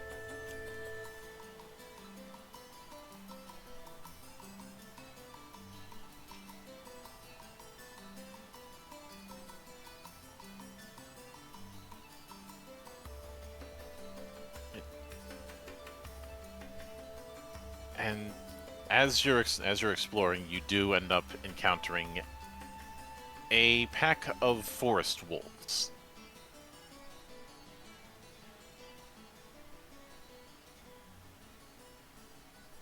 Oh, fun.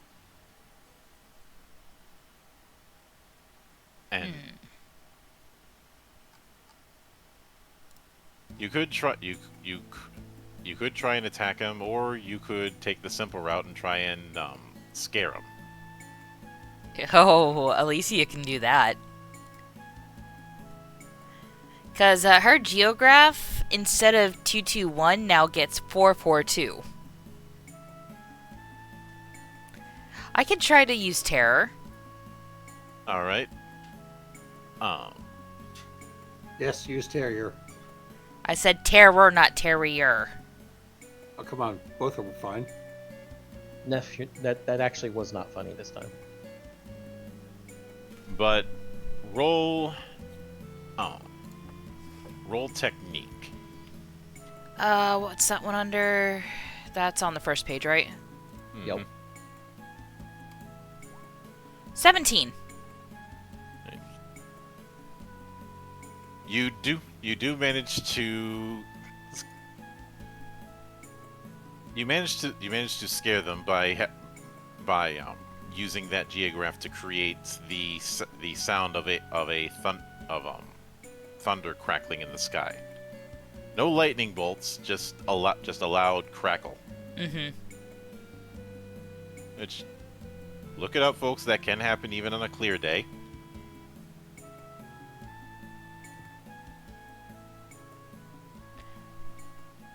Anywho, wolves are scared off.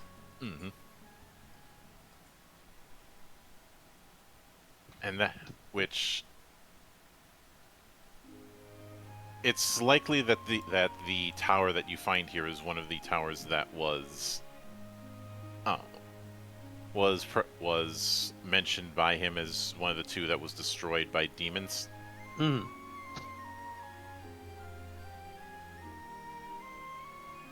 So the main areas that you can head into are actually the only one you can go into is further north, because that would be the closest spot to what you guys are looking for, as well as the boat.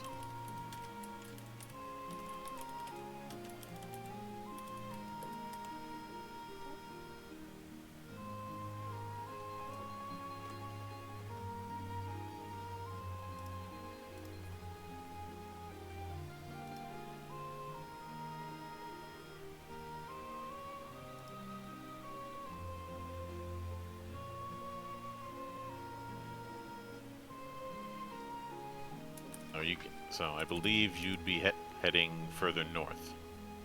Yep, we're heading to Area 4. Mm-hmm. Now, fortunately, the bridge isn't too damaged by all the overrun of the plants, but best to step lightly. Hmm. Gazelle feet.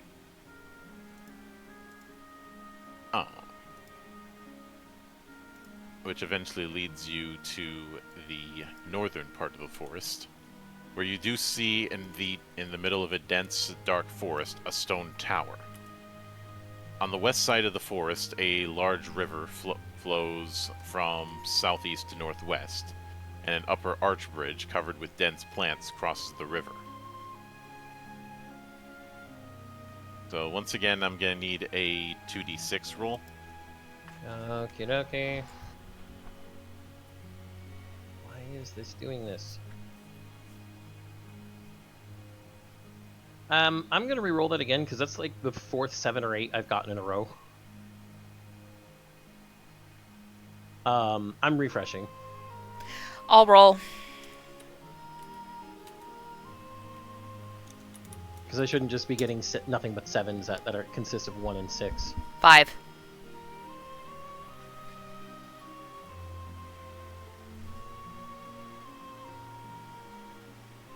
Five, monk. Alright.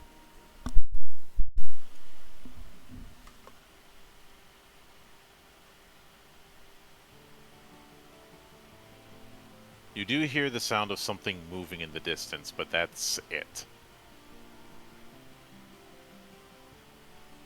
Alright. So we see an actual tower here, right? Yes, you do. You're able to enter the stone tower. The entrance is a large metal door. There's no locks or traps from what you can observe. The tower inside it has a vaulted ceiling and a spiral staircase leading to the top.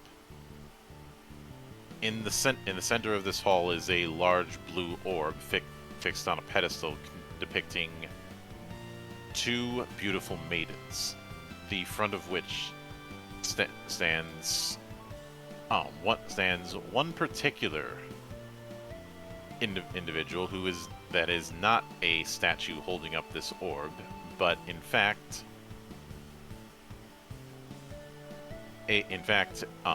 Undine. Along with some accompanying fairies known as a Vilas. You do hear her begin to speak in Sylvan, Which I know from being sage. saying, "If thou want to get close to the orb, thou must play a game with me." And how do we play this game? What are the rules? Alicia listens in as well. She speaks Sylvan.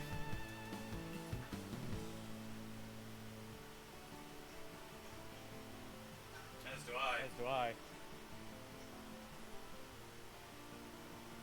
this point, there aren't many people who don't speak Sylvan, I think. She hands each of you a card the size of a standard playing card. On the card is numbered as a number between 1 and 6. Okay. Okay. But So this is a she handed us each a card or 6 cards. you're each given numbered cards.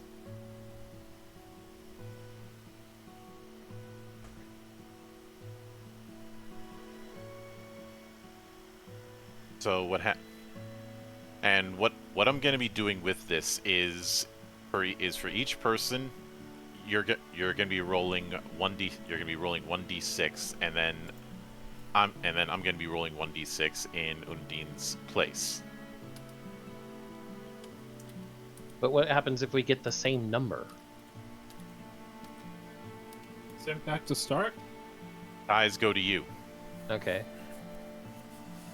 If you get a hot, if you reveal, you'll both reveal a card. Both will reveal a card. If you have a higher card, you take whatever card she has, and vice versa. Okay.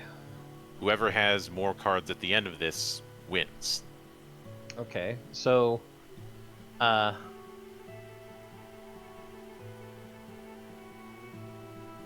So I want you to pick a number between 1 and 6. Each of you don't tell me now, but when I call your character, you're going to tell me which number you have. okay. I Okay. know which one I have. Same. Right, I'm so, ready. Alicia, 4. Or was I supposed to roll and then proclaim it? no, I'm not doing this as a roll. If I was doing this at a table, I would have had a deck of cards numbered 1 through 6. So I have to improvise, and I don't feel like bringing out the deck of cards application on Roll20. You're fine. You're fine. You're fine. Number 4. She reveals a 6, Okay. and she takes the number 4 card that you had. Arya, 6. she reveals a 2, so you take her 2. Okay.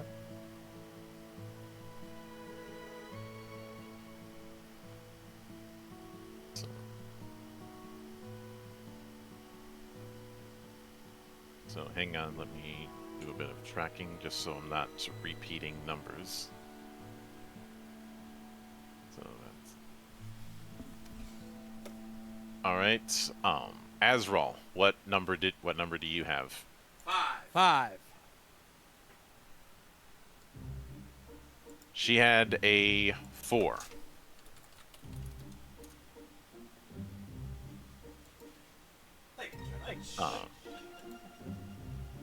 Let's see. I would do Dax next, but obviously I'm skipping Dax for this. Garu. 3.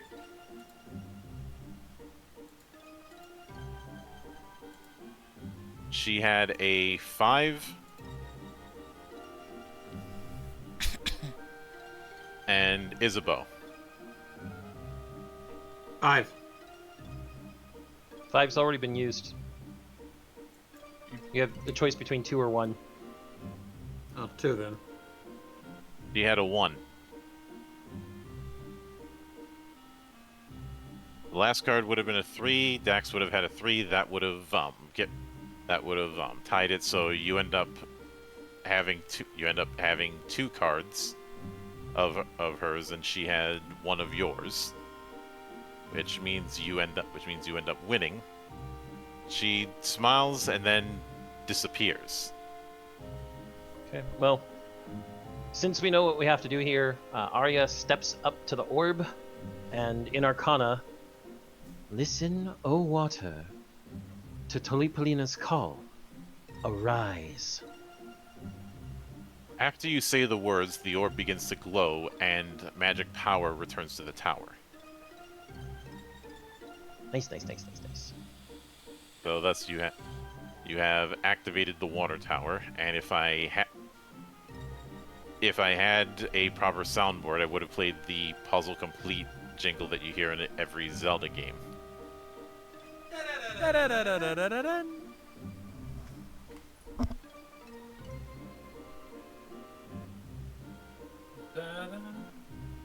Yep. So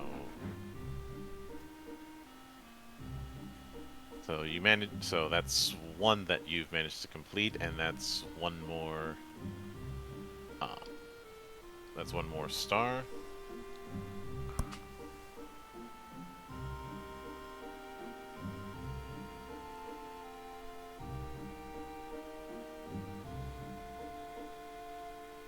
How many quests seem to be everywhere in this place? I have a feeling we're going to be in this region for a very, very long time. Yep. How many of you are the same type of people I am, that when in a video game you encounter new side quests, you just pick them up and do them all? I Yo, I'm a little more I'm a restrained, little more restrained, but I'm not far that off. far off. A little more restrained being what? I don't do every single side quest unless I'm that engaged. Yeah. I think it can't be that bad. Whenever I think of monotonous side quests and Legend of Zelda, since we said that earlier, I think Skyward Sword. you want Skyward to talk about Sword. you want to talk about side quest hell? Let's talk about The Witcher. And yet every side quest in both of those games is fantastic.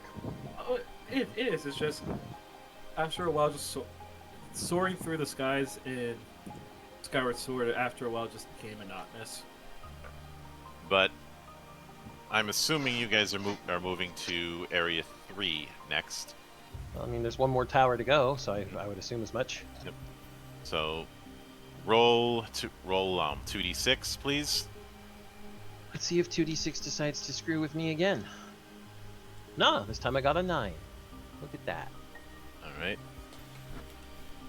Which, As you continue on, you do encounter another pack of wolves, which I don't know. Arya, do you want to try and scare them off this time? I don't have a good technique, so no. That's okay. Arya would rather just kill them so they never bother us again. Nope. Live and let live. Yeah, Arya doesn't live by that. 17 for Same technique. result as before, so away they go. Yeah, they scatter.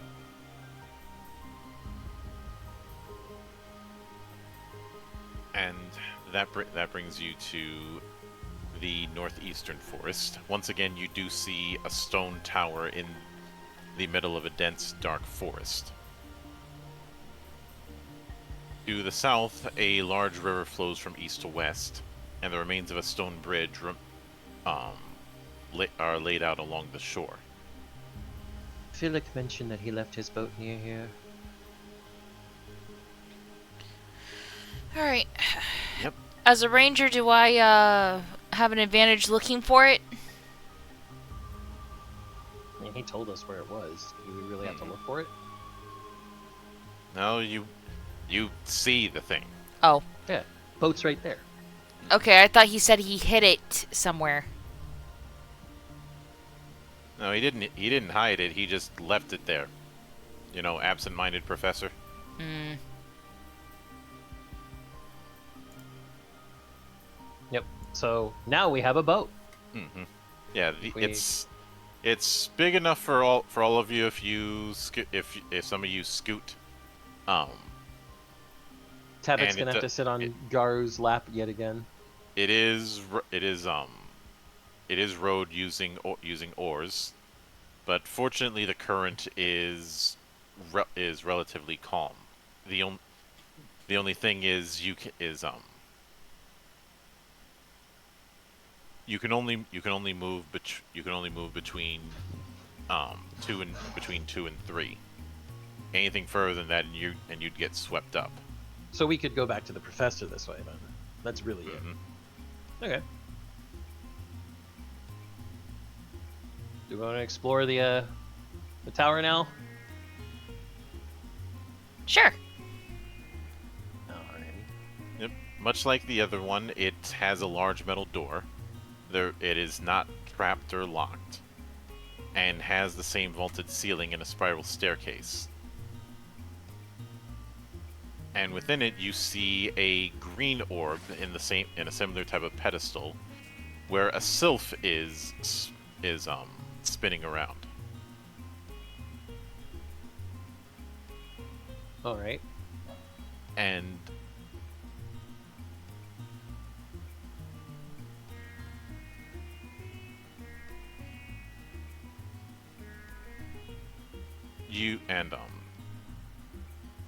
the sylph ends up saying, "Stay in Sylvan, stay away, or lest we be forced to employ our might." Replying in Sylvan. The Undine let us through just for a game. Do you not have a game of your own to play? I do not play games. I only answer to the royal family. Must we come to combat?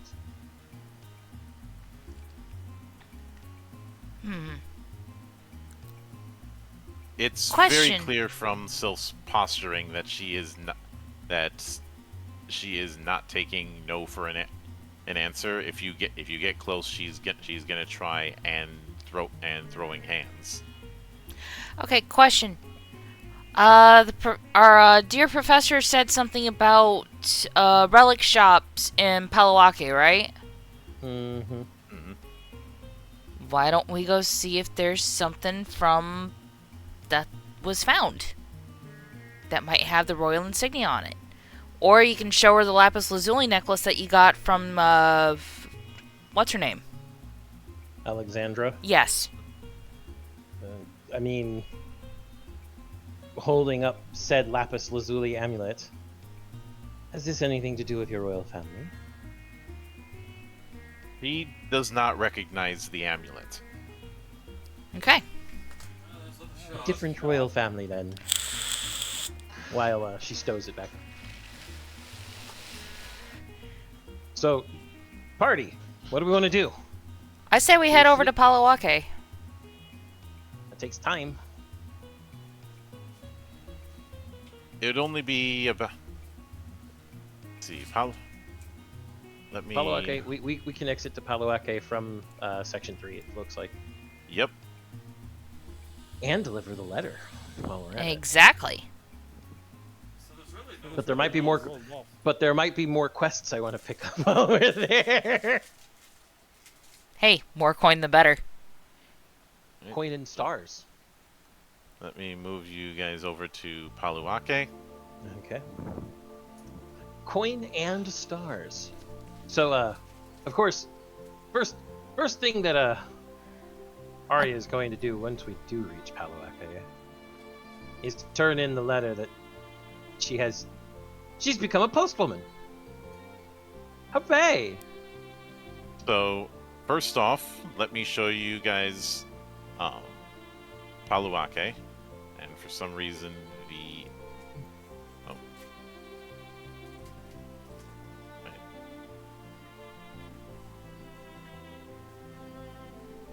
It's quaint. Very quaint. Yep. Quaint. It is a forested city with a lot of towering trees and a lot of elves and Maria, which technically would be the first time a good chunk of you would have seen them in this continent. A lot of jasmine trees grow here. It's said that they were planted here after the death of Nanali. Mm. So the only real there are some facilities. There's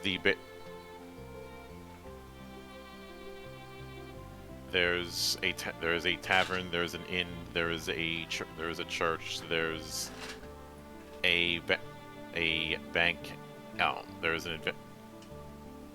There is a adventurers guild, and there is the railroad guild. Well, the very first thing Arya does is goes to the Adventurers Guild to give them their letter. Yep. So let's see. So you pick that job at Kurt's home. So that's an additional 5,000 gold. Gamels. Yeah. Yep. So 5,000 gamels and 2 stars. Okay. What quests do they have here in Paluake? I'm gonna I do knew this that every was time we hit coming. a city. Every time we hit a city, I'm going to do this. Yeah. Let me clear off letter. Let me put in. Let's see, achieved and reported. Monk, if I remember correctly, wasn't there a system for getting star rewards for reaching each new city once? Yes, there is one for each. So technically, that should be 11, which means it resets to 1 and.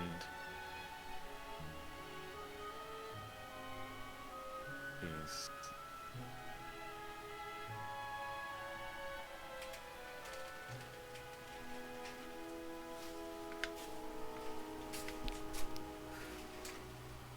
John. so let me see.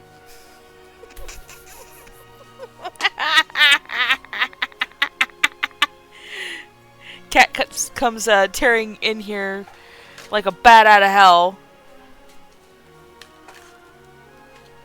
So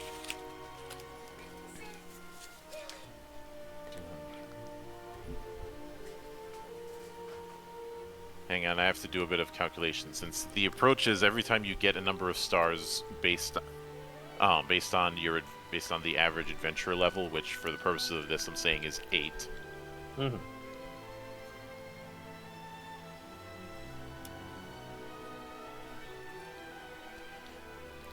So each of you gain 2,000 experience.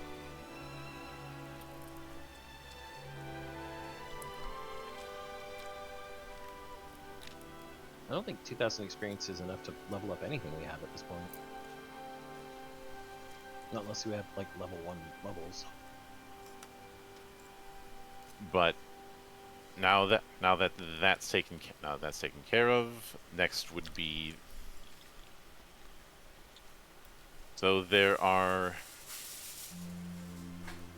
So the following are the adventures that are available for you guys. So let me.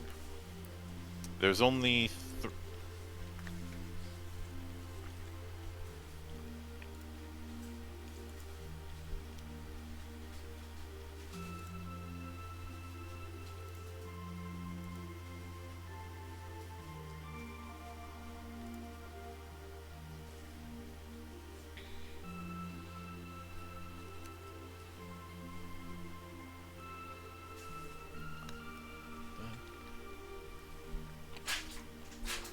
There's only really 2 quests. There were 3, but one of them is done. So those are the two quests that are available.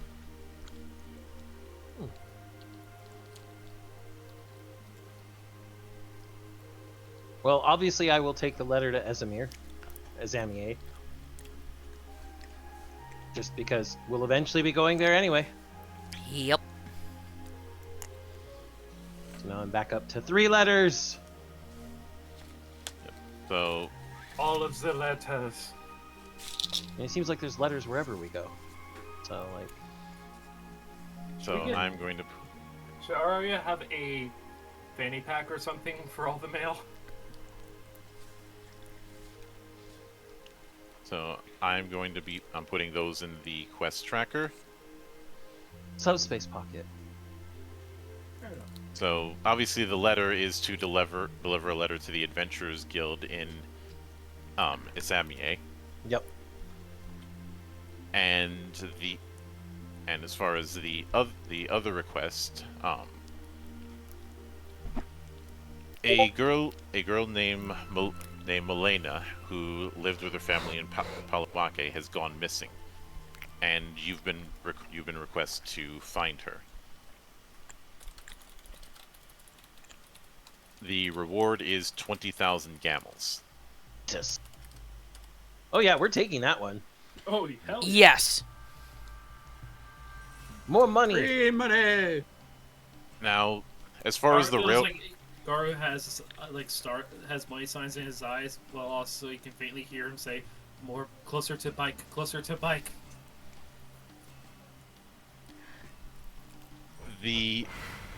How do we find her?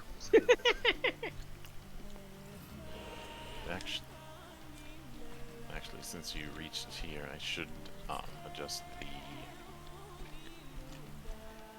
So you have 2 stars instead of 1 now. Once once you reach the threshold, the star count resets. You get XP, and then it goes right back to 0. Okay. Now there is a railroad guild in this town, but the routes it is listed as closed due to shallow abyss. Yep. We haven't cleared any shallow abysses yet. Hmm. But what was our primary reason for coming to Palawake again, Tabit? We gotta go shopping! What? We're going shopping. Shopping. How do you- Shopping? Okay. So once again, when it comes to information on things, when it comes to the tavern, those are your options.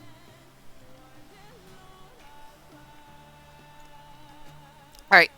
Hold on, let me double check something. Did you give us a write-up on the on Palawake? I gave you a brief description earlier. Alright, remind me.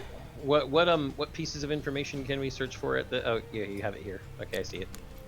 Our tavern options. Well, you know, something about a shield of the great sacred tree strikes me as something from a fairy land. So roll 2d6, and that's how many gamels you have to pay for the information on the shield in the tavern. Alright. If you want to roll 2d6. Well, we were looking for a royal insignia for the tower. Or a relic. We were looking for anything relic-wise that is royal for fairies. Alright, so Arya makes the connection of a R2D6. magical shield made of wood might do that. 8. And according to the city actions, 8 is 1d50 gamels for the info. So, 1d6. 1d6. 250 gamels. Not bad. Okay. Alright. I pay the 250.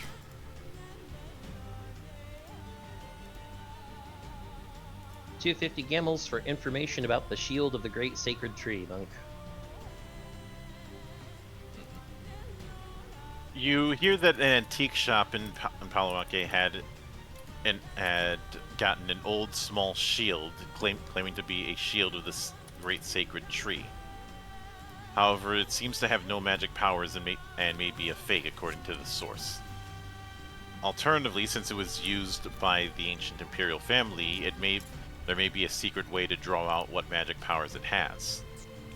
And you do hear from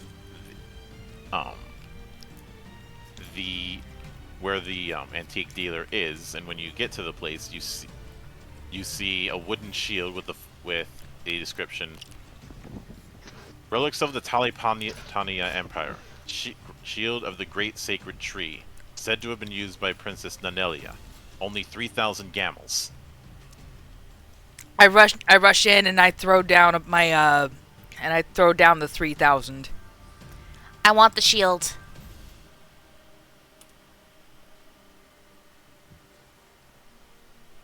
Alright. We're still in the tavern. Alright. That's 3,000. Already paid. Mm-hmm. Which means I need to do one little adjustment, so instead that you are add that to your inventory. That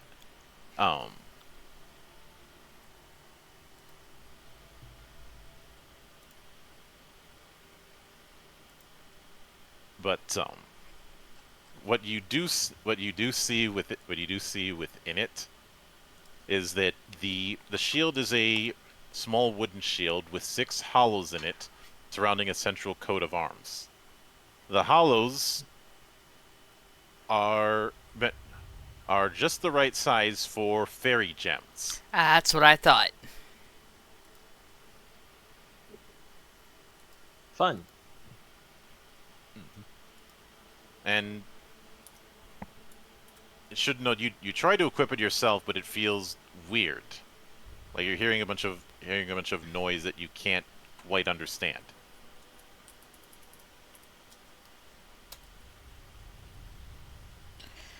Let's see. It does mean one of the relics can be taken off my list. Jesus Christ.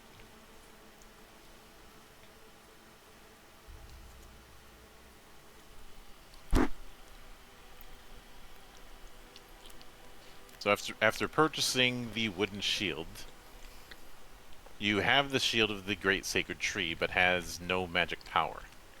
It doesn't have any effect. Its modifications are both 0. He says, this shield is a rare find, once wielded by Nanelia, the princess of the Topliana kingdom. It used to possess magical properties that enhanced fairy magic, though it has since lost its power.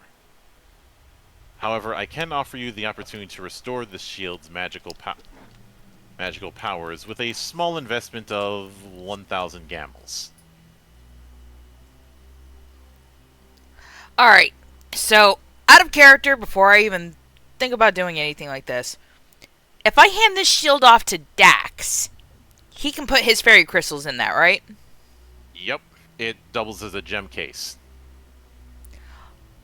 I'm gonna look at the shopkeeper and hand it to our lovely fairy tamer. I'm still paying 1,000 gamels to get the information. It is said that the magic power of this shield was given by a fairy, so a higher fairy should be able to make this shield regain its power. Like, say, Skadi in the Snow Forest. Is that spelled S-K-A-D-I, Monk? Yes. Skadi. It's a soft TH. It's Norse. Yeah, and but I'm only gonna be the one saying that. I swear to God. Mm-mm. It's just like I'm the only one who ever says Hlidskjalf correctly. Yeah. How character throws a pillow at Zan. Why would you throw a pillow at me for saying Norse correctly? You also may not want to ever do that if you meet me, because I'll throw the pillow back at you twice as hard. Rick, you just have to accept the fact You that will go Zan- down, sir. But Rick, You just have to understand that this and accept the fact that Zan is just the king of pedantics. Pedantry. I just like being accurate. but My I'm point. I still have to do it because pedanticism in some way deserves something thrown at them. now I am assuming that you guys are going to be heading back to the forest. Well, when we picked up the quest for Milena, was there any other information, or was it just, hey, find this girl? Just That's find why this I was- girl. She's Okay. been- I was in the tavern because I was going to. That's literally what I was going wanted to ask him. Well, Yeah, that you- isn't an available piece of information. Mhm. However, I do see that some of the other available pieces of information are information on things like the mountains and the wetlands. Mhm. And so, before we go, I do want to find out about the mountains. All right. We're eventually going to have to go there too. I know that. Mhm. So roll it. 8, which means I have to pay 1d50 gamels for the information. Let's roll 1d6. 150 gamels? I'll pay 150 gamels for basic information on the mountains. I'll No. do the same for wetlands. It's Well, you have to roll for it. Its lord is a powerful barbarous known as a Arakruder hunter. Ooh, I know about the barbarous having lived on Terrastier. Yep. And I Barbarous wanna are kill it. Barbarous are advancing into the mountains and occasionally attack villages in that area. There may be a Magitech civilization period tunnel in the mountains, but the entrance has remained closed since the Diabolic Triumph.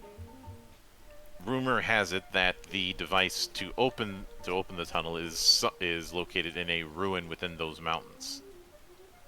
It also appears there is a facility on shore of the lake and on top of the mountain where metals were refined from minerals. It said that mineral poisons leaked from that facility into a large river.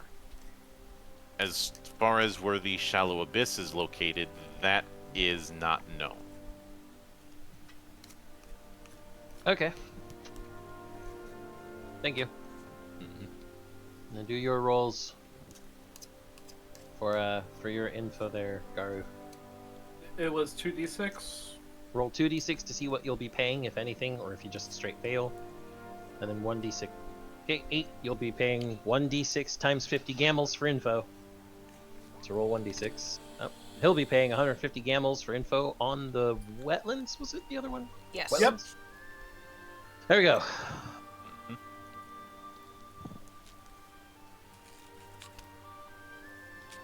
So, wetlands. We have lots of information now. We are a good party.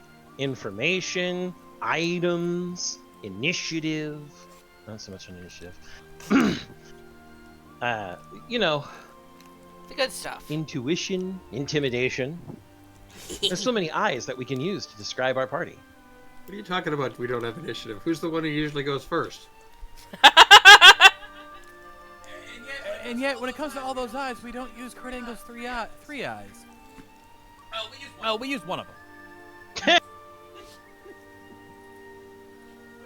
We have the intelligence, And I guess in a way we might have some people with some intensity, but the integrity thing, that's debatable. I think we all have more integrity. Integrity's overrated. Of course I have integrity. What do I look like, a otaku writer? It all had fair. Fatality! I mean, I No, also... you guys have you have integrity. You're better than Bethesda, but then again, that's the low bar to go for. Kotaku's a lower bar than Bethesda, though. That's why Monk used it. Yes. I don't give them the satisfaction of my acknowledgement, so I ignore them now. I mean, you've got a good point there. I mean, sometimes you can't ignore Kotaku when they're trying to pit Hades 2 against Hades 2 fans against Stellar Blade fans by making bad comparisons, but we won't talk about that.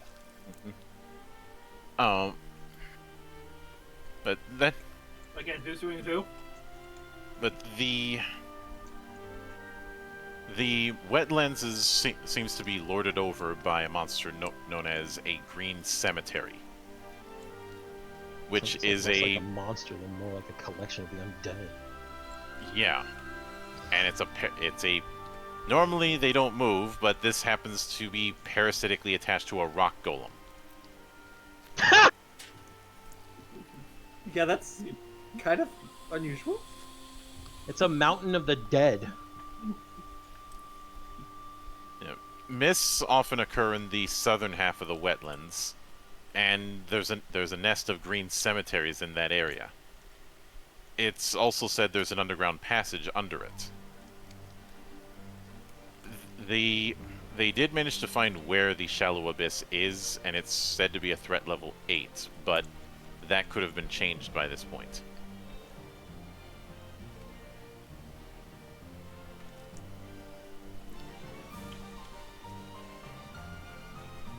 I'm guessing. Now that we have all the information and stuff that we need, probably time that we go back to the tower with this shield. So that brings you back to the forest. And yes, I am going to be doing a whole lot of jumping between maps as this goes on. Not surprising.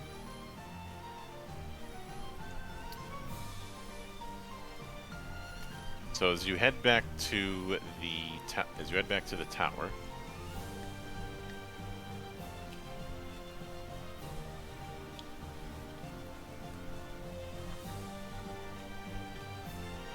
you do see even though you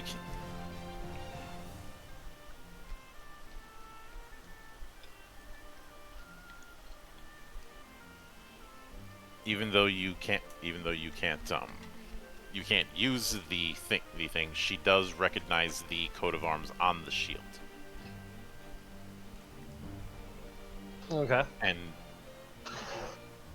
instead of saying anything or even apologizing for earlier, she just nods and moves aside.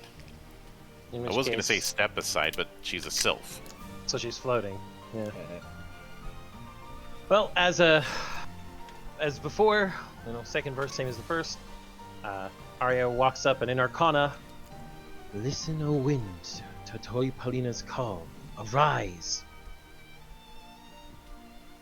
And the orb lights back up, providing power to the area, which means you have activated the wind tower. I guess we should take the boat to get back to the professor now and let him know. The scholar. I'm gonna call him the professor now. Professor Philic. So. Philic. It goes I. Yep. Roll 2d6. Oh boy. Who wants to do that? That isn't me. I'll do it. I got it. Okay. 4. Which do we choose? Garu at 7 or Alicia at 4? You do hear a movement in distance as you go along the boat, Okay. but that's about it. Okay. Um, So, returning to Mr. Philic, we let him know that we've activated the Stuf. Yep.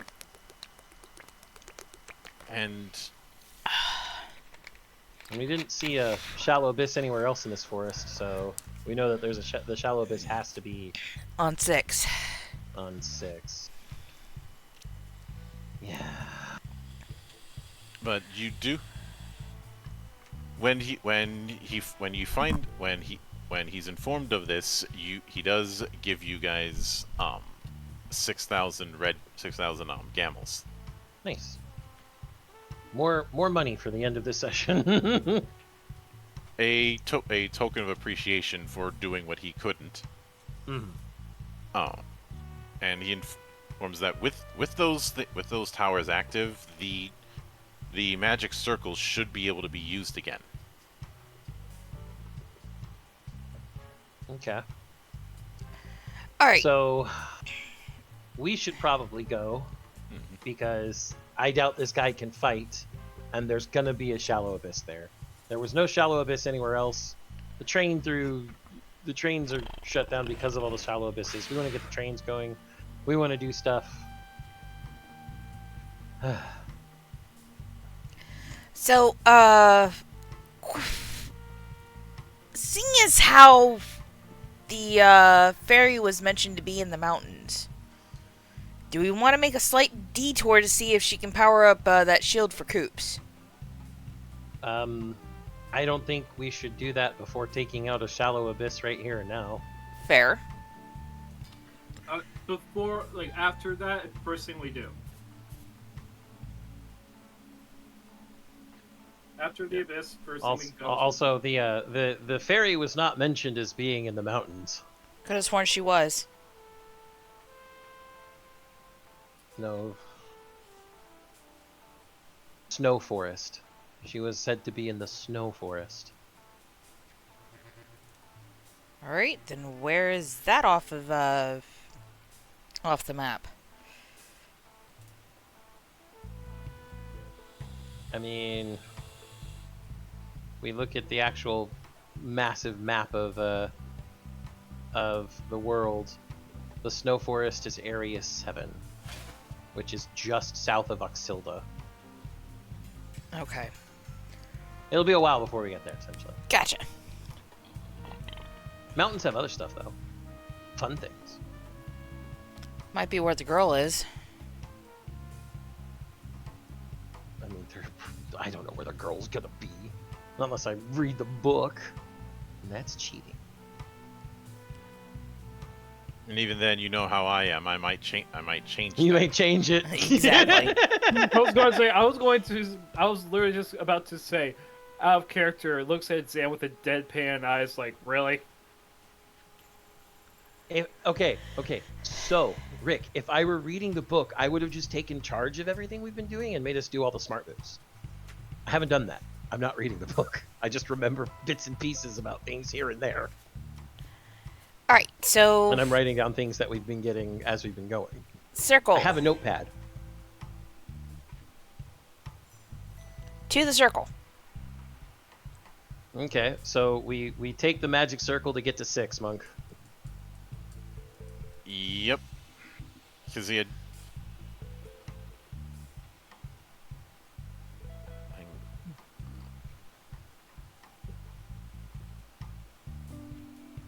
Hang on a second. Lost my spot. Lost the.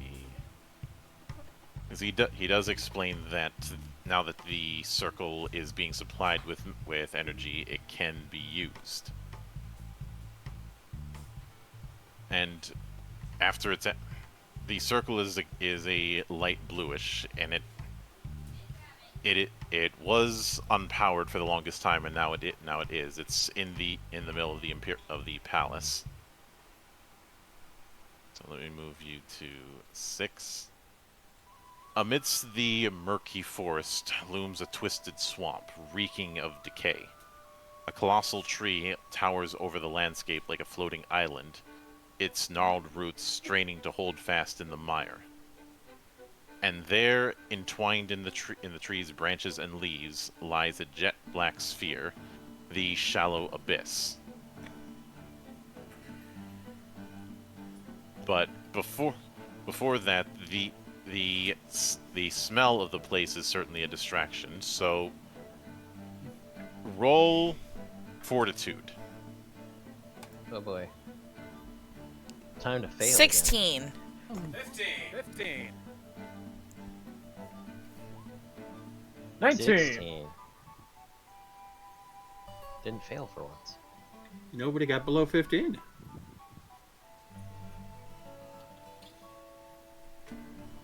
Which means you managed to avoid. The good news is you managed to avoid the adverse effects of the place. The bad news is that you're not the only one there.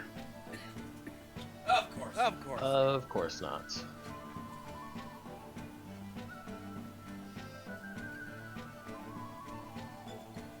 What, you expect something like this to not be guarded? Oh, how foolish of you. Because within this area is the Lord of the Forest. Oh man. He moved here when we got some of those events? Shit. That's bad. Okay. Preparation alternate form. Geograph deployed. Beast form. Monster knowledge Monster check. knowledge check. Yep, monster knowledge check's going out. 22, baby. 22, baby. Oh, damn, I failed 19. that one. 7. Oh, that was initiative. Shit. Wrong one. 18.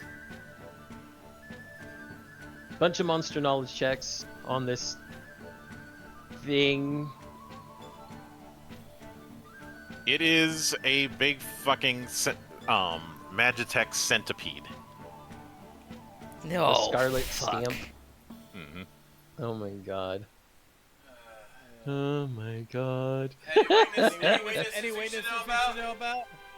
If we got the roll. I got 22. I think we did. I'm pretty I mean, you never know. If this is a boss level monster, its thing could be much higher.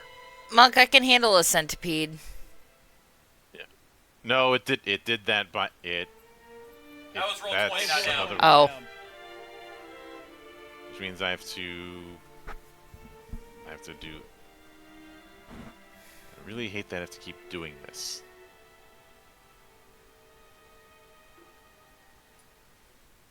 So let me see where.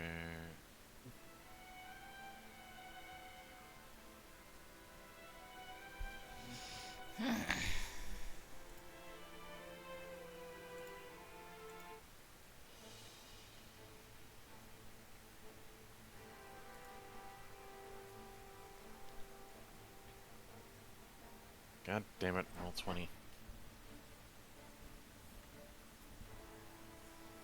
What do I need to put it on this? This whole token thing is a pain in the ass. As this is going on, Jeopardy. Yeah. I looked up another illustration of the Scarlet Stamp for anyone who wants to see a different one of it. I'm down. Okay. Any It's just weaknesses a- we should weaknesses be we aware should of? be aware of. What did you roll for? He rolled knowledge? 22, I rolled 19, and Alicia rolled 17 18. Magic damage. or 18. Any mags. Okay. Any mag. Okay, that helps. Okay, that helps. Here's another illustration I found of the Scarlet Stamp. Oof. He's a big worm. You are one ugly motherfucker. No, with that kind of look, that's not the reference you should be going for. Chai Holud! Yeah. Do we have worm sign? We Insert- have worm sign so large, not even God has seen it. There you go. Insert David- joke from, Seen the likes of it. You've insert seen the joke likes from of it. Thank Tremors. We have worm sign the likes of which not even God has seen. There we go. Close. Close. Close. Shit, it recorded by 7. Ah! You're going to clear the initiative table so she can reroll.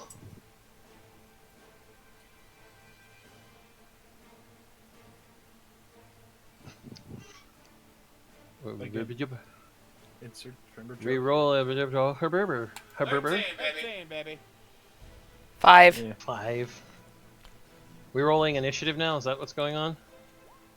Yeah. Yeah. Didn't you already roll initiative, Garo, at 9? Yeah, and it got rid of it for some reason. Oh, well. Alexandra's still on the turn order chart, even though she's not with us anymore. So- Isabeau, roll initiative. Mhm. 18 and 8. Hey, you're I not don't going go last. for once. Hawaii! All right. Look at the positives. Let's stay on the positives. I mean, I'm pretty sure Isabeau once again beat the initiative of the enemies, so... That's her main job in combat. I mean, that's not true, but okay. It is now. All right. So, Isabeau, it's your action. Single or dual, actually. Yes. No. Duel.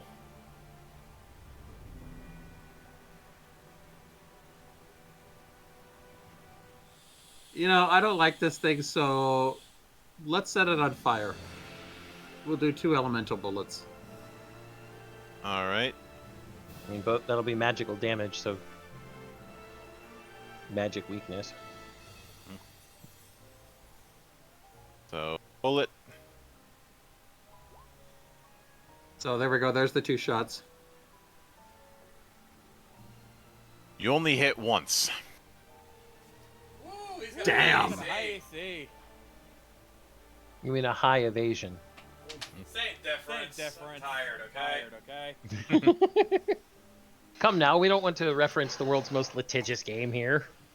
I'm sorry, force Sorry, the force habit. the habit. But Coffee!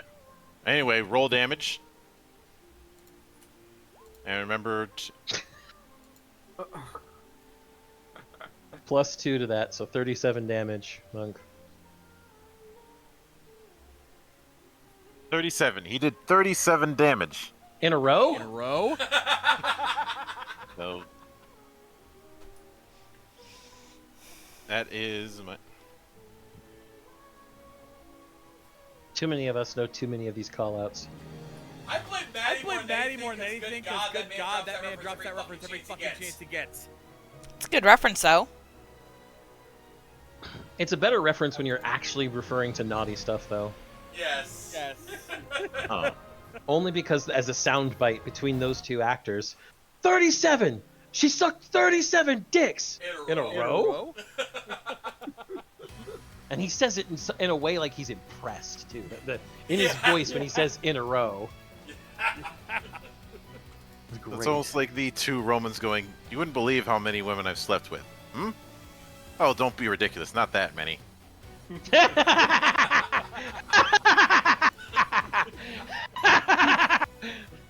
For those who don't get the joke, you never will. Oh, I get the joke, and that's why I like it. But the Azrael, you are up. All right. Well, so you don't have some magic, do you? Too bad for you. First, Efficiency. efficiency. All right. That's plus 4 Plus damage 4 damage for my attack. next attack. Of course, Course, surging offense. Adds another one. Adds another one. Well, that's for physical damage. That won't help me. It'll work for everybody. It'll work Well, for the rest of everybody us. Yeah, Yeah, I don't have anything for magic damage specifically. That's all right. That's alright. Plus Plus 4 damage for is magic just is just fine with me. Now, Now, it's time to burn. I'll give you a friend. You are my friend. Trinity! Roll magic power. Yeah. yeah. 16. 16. One short. So half damage again. Though, Though, because we are attacking with its weakness, don't forget that since I did Weakness that, exploit. I did that month. yeah, Weakness weakness exploit. exploit. So you get double the bonus instead of +2. You get +4 from the weakness. Yep. So Yep. plus 4 for Plus that. 4 for that. Plus 4 for efficiency. efficiency. It's still gonna It's hurt. still gonna hurt. All right. All right. Let's see.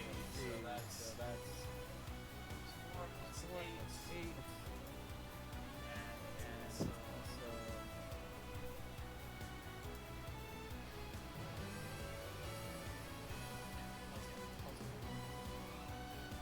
Oh! And technically, it's a magic tech creature, isn't it? Yep, cremation does double damage against Magitech creatures. Oh no, it does Or plus extra 5 points. 5 damage. So Excuse me. it gets So it gets plus 13 damage. 13 damage. Plus your magic power.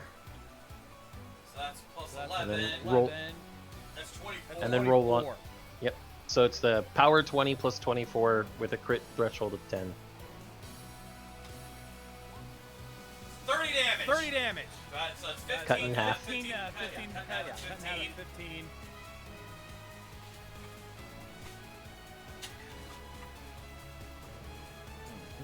Still hurts like a Still bitch. hurts like a bitch. It ain't Yeah. getting It its ain't first getting its turn. first turn. Yeah, Definitely not too much. these are the early quests of Demon's Line, just so you know. So this is kind of like where Demon's Line normally begins around like adventure level 5 or 6. We're a little bit ahead. Yeah, because I still Yeah, got my 'cause I goals. still got my to come goals up to with. come up with. So So, this will be the first up. first up, 14. Actually, it's a little Actually, it's a little higher than that because because Fairmont I'm using the enhanced version. Yeah. Let me. Let me check. Let that be actually Would that be actually 21. 21? hmm So that hits. Alright, Damage, 15. 15. That is 11 damage total.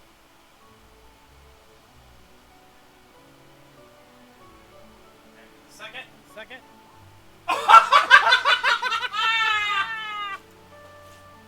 Auto hit. Auto hit. Auto hit. 13.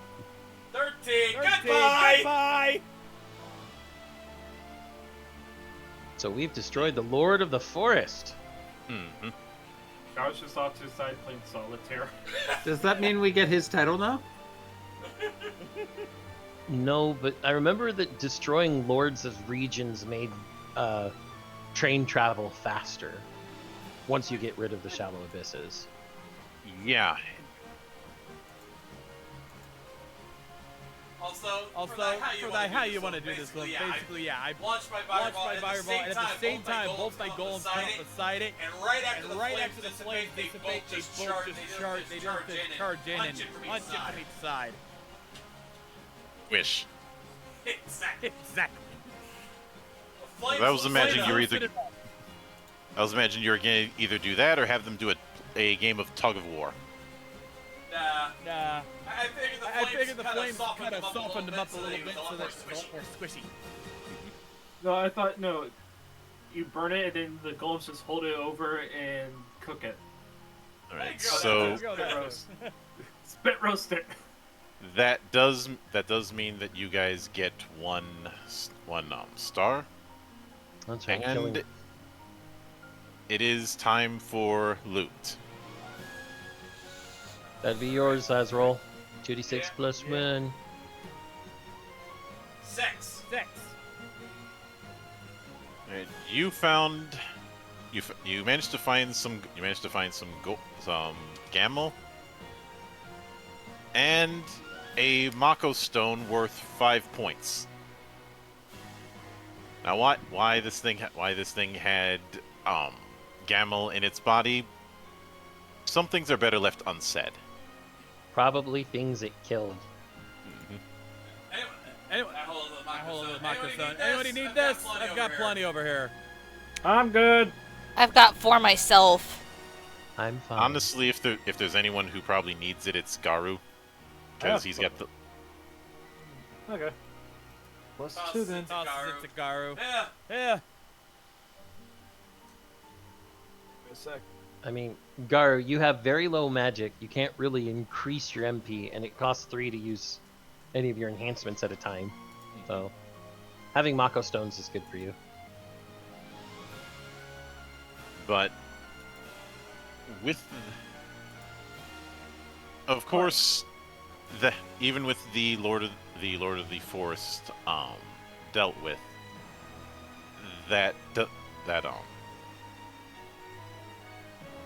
that's not the only thing here.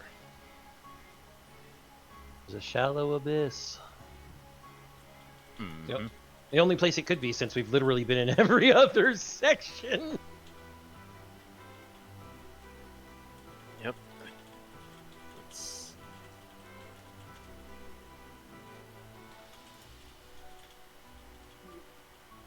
So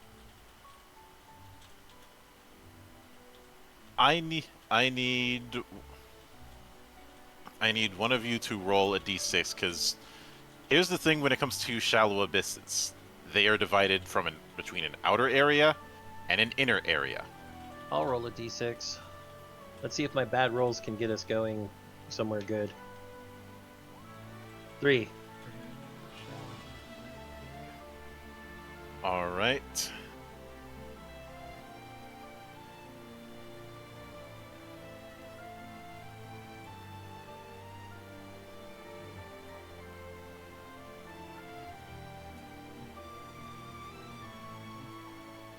So you find yourselves in a dimly lit passageway once you cross into the shallow abyss.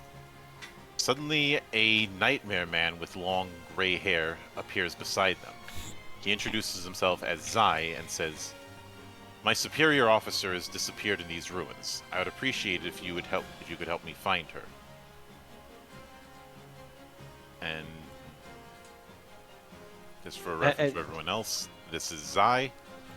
And so, speaking to everybody else, since I was the one to get, while I didn't get the detailed information, I at least got the names of some famous wall guardians. I turned to everybody. I'm like, it looks like we're in the past again. This is Wall Guardian Zai. Mm. All right. Sniper, man after K's own heart. That he is. So let's. Is that a rifle in your pocket, or are you just happy to see him?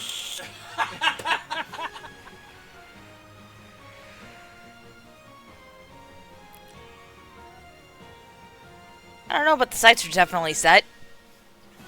All right, let me I introduce myself to Zai. Hello, sir. We're here to close this abyss. We can also help you save your officer at the time that we do so. And if there seems to be a lot of blank spots on the thing, keep in mind that until this point I didn't know what adventure level you guys were going to be at. Not only that, you didn't even know which shallow we were going to be in until we rolled a die on it. Yeah.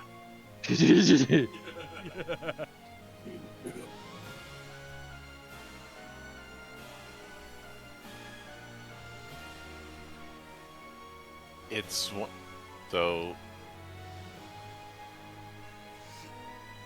of those kind of things.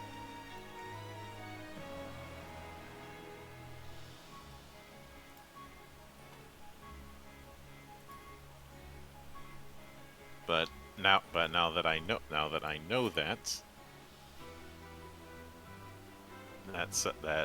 helps take care of things.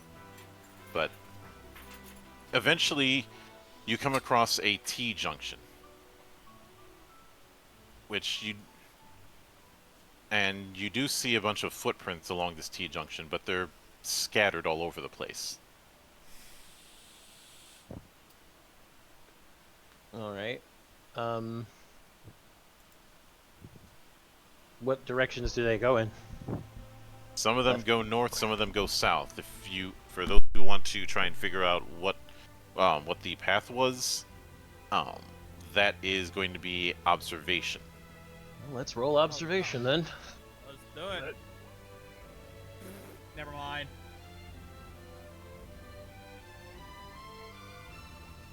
Yeah, never mind. Arya's just looking and flipping a coin, a Gamble coin in her hand, going. Oh, there we go. Oh, there we go, Isabel. Hold on. Heads I win, tails they lose. She's just flipping a Gamble coin in her hand to do it. 18 for Alicia. Isabeau and Alicia, you notice that the footprints headed north, then turned back and headed south. You've got the north, so there's a north passage and a south passage you can go into. But it looks like they backtracked from the north to the south. Mm-hmm. So, logically, listening to the explanation from both Isabeau and Alicia, logically that means that north was no good. I say we go south. I'm inclined to agree. Sound to me. Also, gents, I have to go AFK for a minute. That's fine. So I think the squad is in agreement. We're going south. Yep. All right. Heading down to this passage turns to the east, and within this area,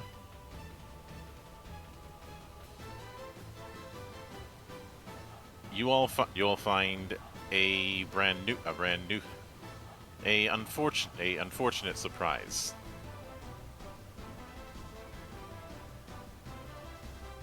That being a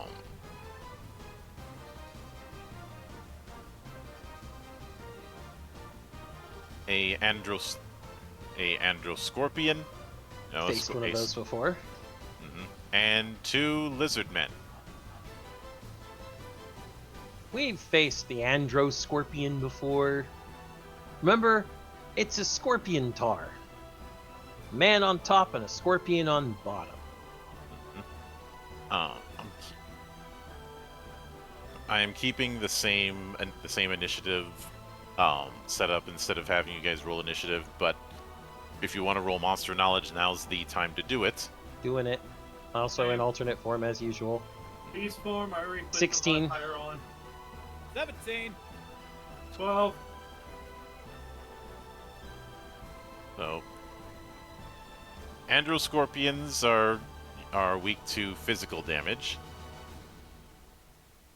and Lizardmen are weak to earth damage. I need to check my spell list because I don't think I have any kind of earth spells in my life. I'm pretty sure the only person who has open earth damage at this time is Dax, and Dax is a fellow right now.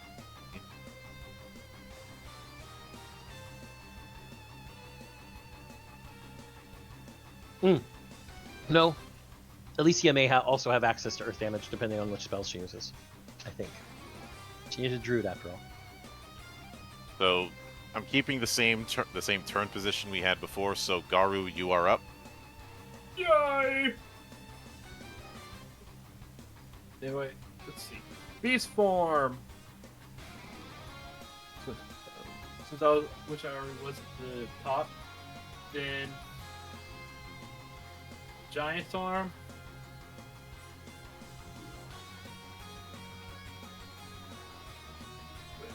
Giant arms and then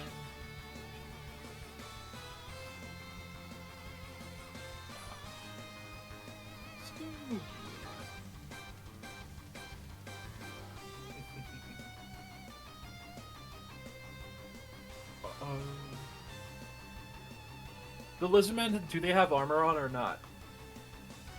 The lizardmen? Why? No. Okay, want to double check. In that case, I'm going to go with. I'm going to use improved throw and throw this bugger.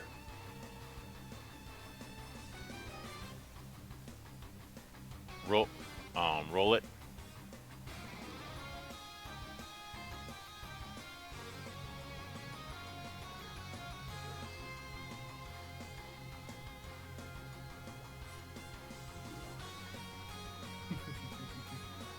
Oh, that hits.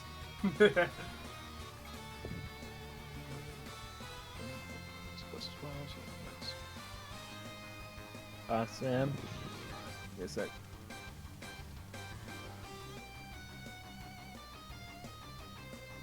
Awesome. But, so,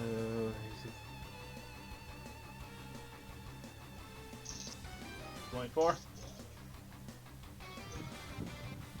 That's 19 damage.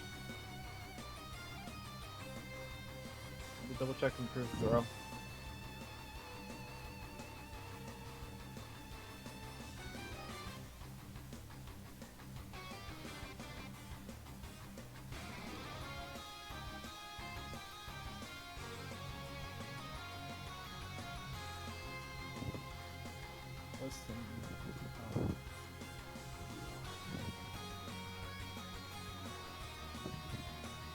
Sorry about that, gents. Welcome back. Are we just waiting on me, or am I last on the turn order? You're last on the turn order. Well, technically, Isabeau and then Azrael would be last on the turn order, but that's only because he took the turn order for the previous battle and just continued from where it was. Ah, gotcha.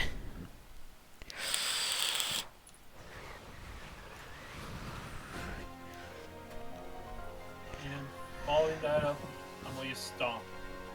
All right. So that's a kick. Yep. So accuracy.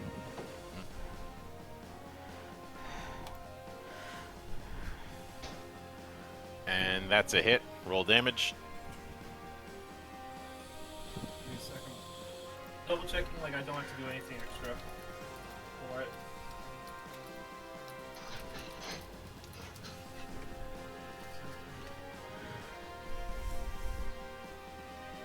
Okay. Kicking. Oh, crit! Critical! Roll again. Roll again. 31 damage. No.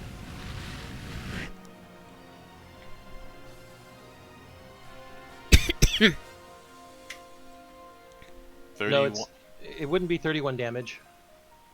This thing automatically adds that stuff together. None of his extra damage was added to the 11 damage he got from the first one.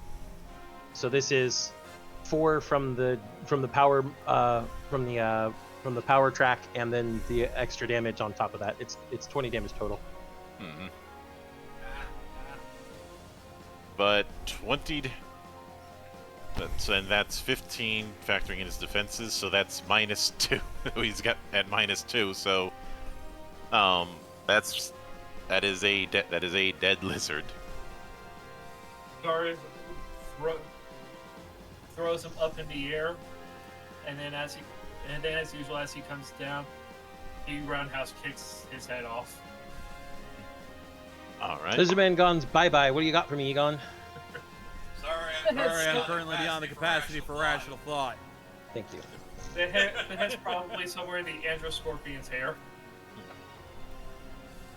But Arya, you are up next. Okay. Well then. To answer your question, Lady K, we're up against an Androscorpion and one Lizardman now. Thank you. You're welcome.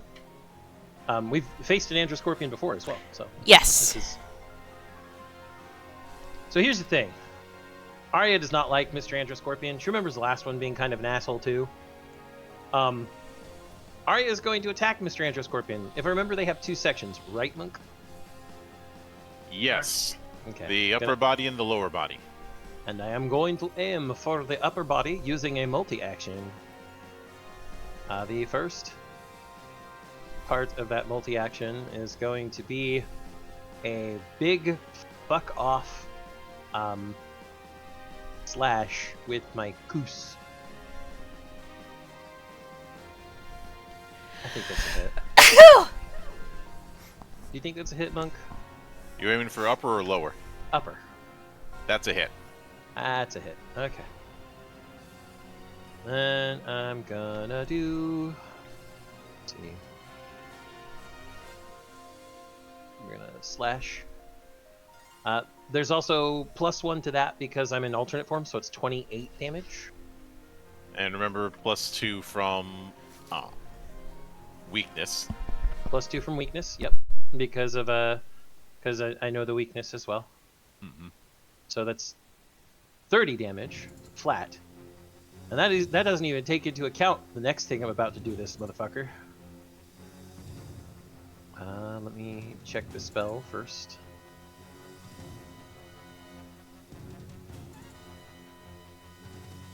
Because this next spell is gonna be fun. I'm gonna hit his motherfucking face with blast. All right. So let's go ahead and make sure blast does its job. I think that gets past his fortitude.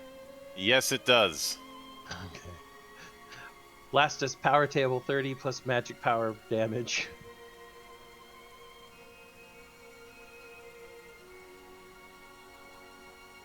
Go! Woo! Nice! Let's do this again! Second first save is the first, bitch! Okay. So, you know, maybe the stuff. What the hell is going on? Oh, because it's just the power level table. That's why.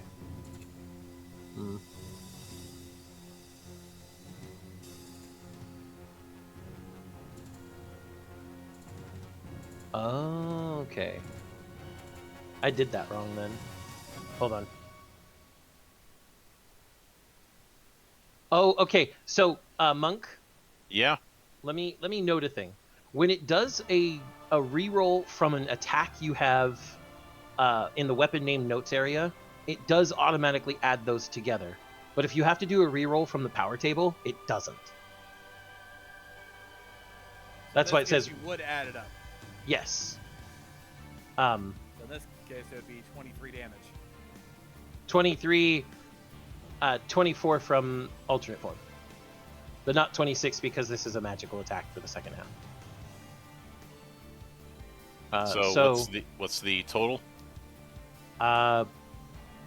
54 damage. Minus whatever physical defense he has for my physical attack. To the Androscorpion's upper half. So that's gonna be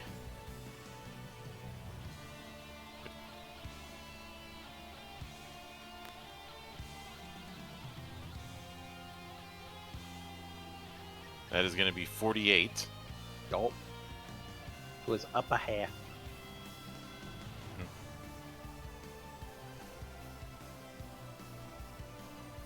That's everything I can do.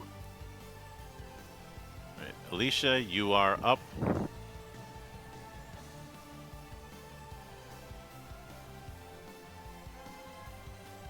Muted. Was I? Yes. Mm-hmm. Well, shit.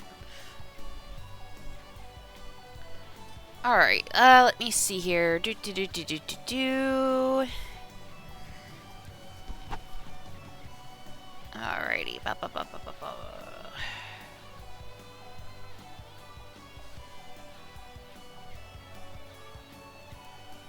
Now, remind me how we're working the chi generation. It pretty much, at the start of my turn, I get 2 points per? Yes. Okay. Alright, I'm gonna let that sit for a minute then.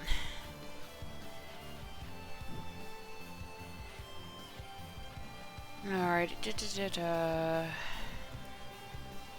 me.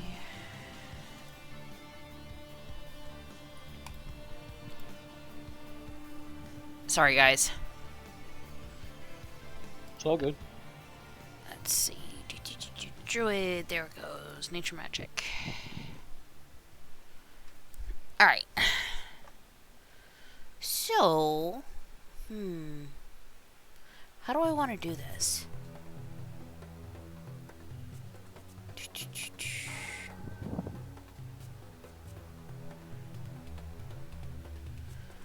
Has anyone rolled monster knowledge on the lizard? Yeah. Okay. They've got weakness to earth damage. Oh, really? Mm-hmm.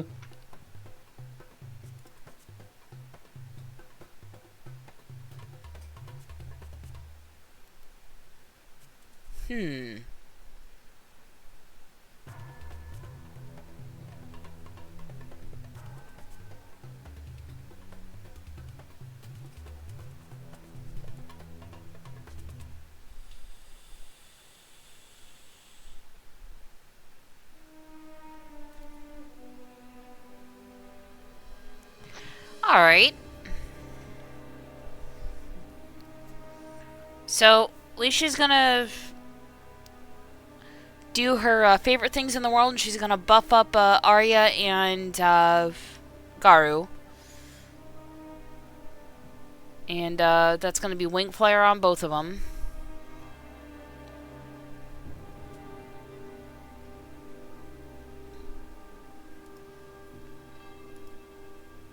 Alright. Then, let's see, let me double check something. I think I can only use that once a day. Let's see,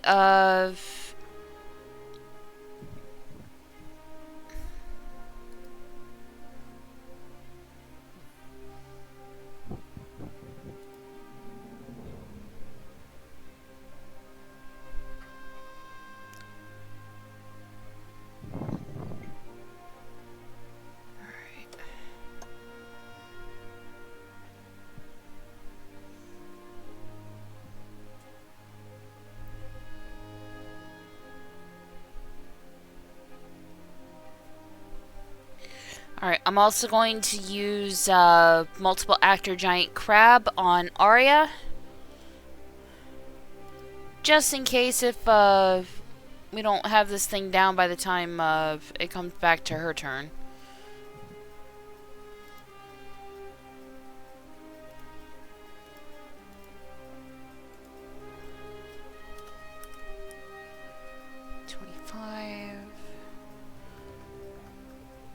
And that being said, I am going to meta magic some shit. Alright. And that is going to be target. And granted, I don't know if this counts as a earth spell or not, but Thorn Bash. It's physical, I'm pretty sure. Yeah. Damn. I don't think I have anything else of Earthwise. Or anything yet, more specifically. Nope. You don't. Oh well. Oh. I'm still gonna use it. Thorn Bash on both them motherfuckers. Alright. Roll 2d6 for both.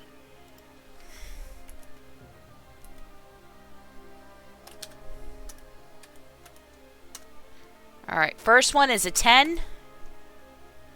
That's gonna be So on the Scorpion. That is 13 plus magic power. 27 because magic power is 14.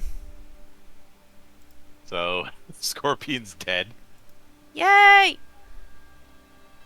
And second roll is 8. That's 7 plus magic power. It's gonna be 21. 21 minus its defense, so that's 16.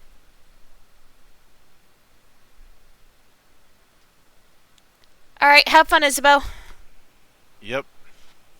Well, we now know- Isabeau's up. Actually, before Isabeau can go, That's right, we still have our fellow here. yep. Since I'm using Dax as a fellow, I'll handle that first. And for Dax,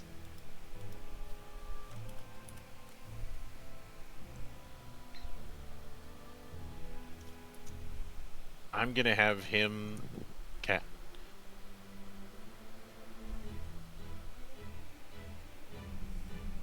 Let me see what we have for cards.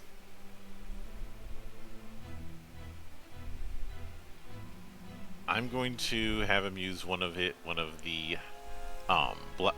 black cards that he has to use Armor Rust on the Lizard Man, so his defense is down by 5, which effectively makes him have no defense. And then cast Stone Blast.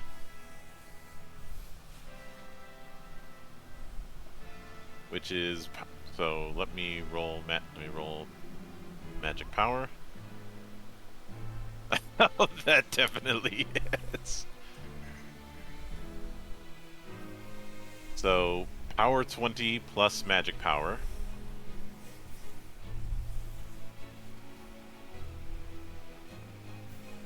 So that's going to be, so that's going to be 11 plus an additional amount because his weakness, so that's technically 14 extra damage. Crit value 10. 18 damage.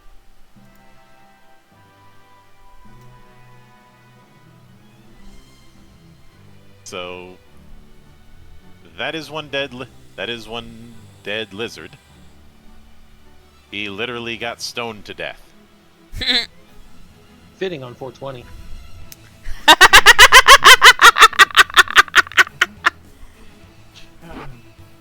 Where's Rob Van Dam when I need him?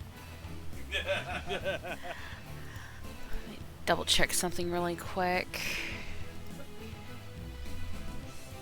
So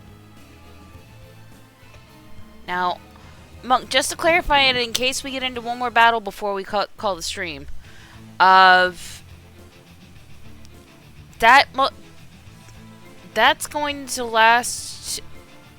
That effect doesn't. Alright, so for multiple actor giant crab, unless they call the effect, it hasn't been activated yet, right? Unless I attack. It's on the first chance I have an action to use that. Okay. alright. So but now it is time for loot. Azrael! Your turn. Yep. Yep. First, First, 8, 8, Alright, that's a dud. Roll again. 9, 9, That is another dud. Roll again. oh god damn it, God damn it, 11, 11, You managed to get a poison stinger from the Androscorpion. You were not able to get the poison sac intact, however. So, and another red A.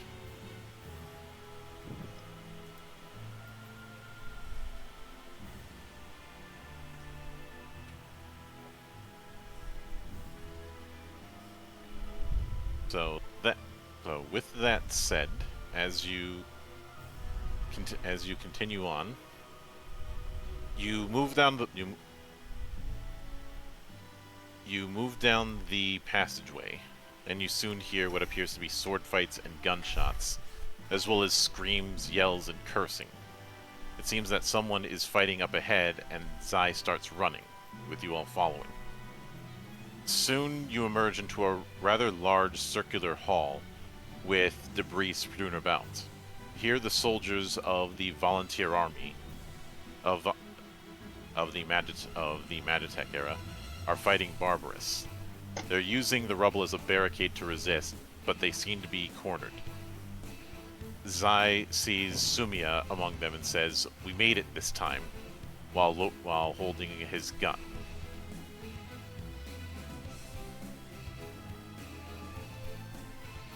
But the battle does ensue, but it's a battle that seems to be among a bunch of specters, as if this was already, this was repeating what had already happened. But afterwards, Zai runs up to Sumia and hugs her. Sumia is clearly happy to see Zai again and gives you thanks.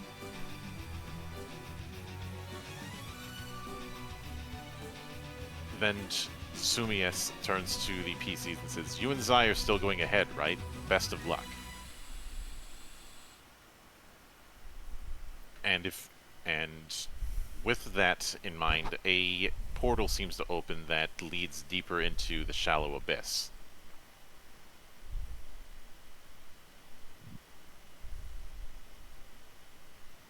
Which is that particular shallow abyss is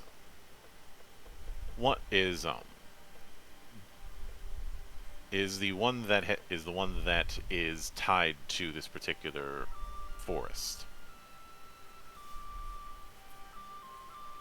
And hang on a moment. If it seems like I'm doing a bit of jumping, keep in mind there's a lot of bookmarks. So let me.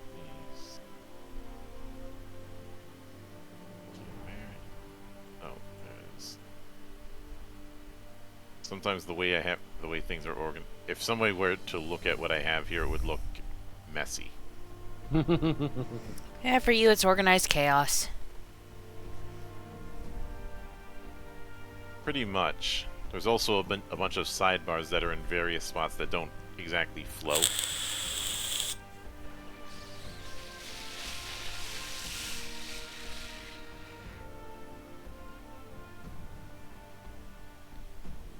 But you end up in what looks like a gleaming hall. Around you, well-dressed people are lined up in an orderly fashion, and you're spotted with a few people standing on a dais in front of you. And this is the scene that you see as soon as you walk through that portal.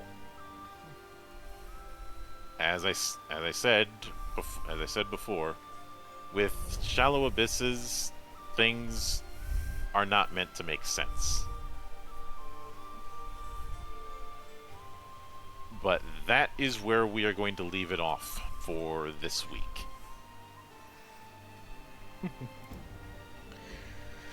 So, Whew, boy. let me add up what you guys ended up earning. Ching ching ching ching ching ching ching ching. So 20,750 gamel. 20,750. Yep. That's 3,458 and a third gamel each. How much? Round to the next one. Okay. 3,459 gamel. 3,459. Got it. Yup. And Dax got 8 red A's. You might as well add those to his sheet then. I just basically Done. paid back all the gamble I for the spent game before the episode. And I got enough to to get a mono bike. that also means that you guys have a total of 12 sword shards. So Woo! roll 12d6. Doing Okay. so. You go ahead. Yep, that was the wrong number because it copied the one on accident. There you go. 37. Not Not doing the joke 400. again. Too late! Too late! You don't step Not- 411. Not 411, Monk, just 37.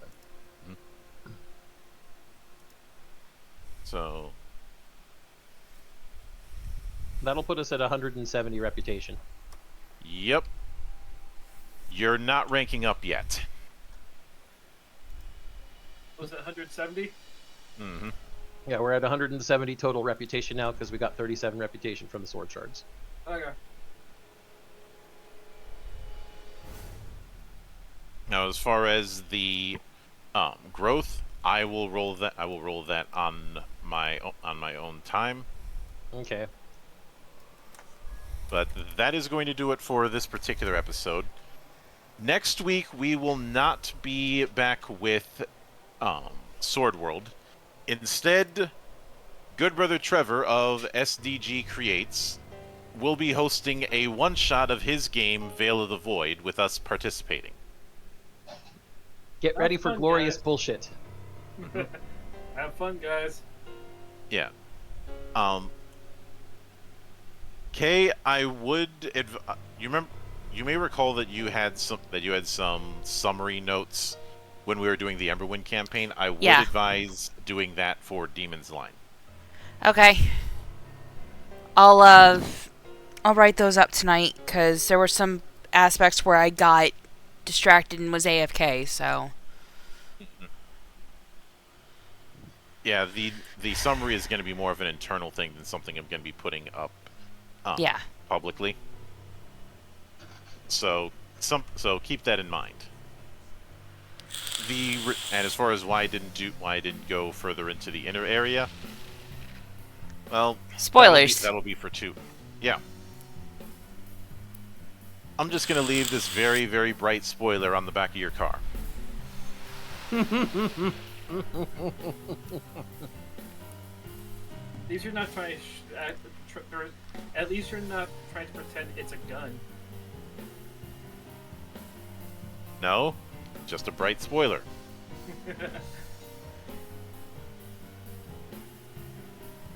But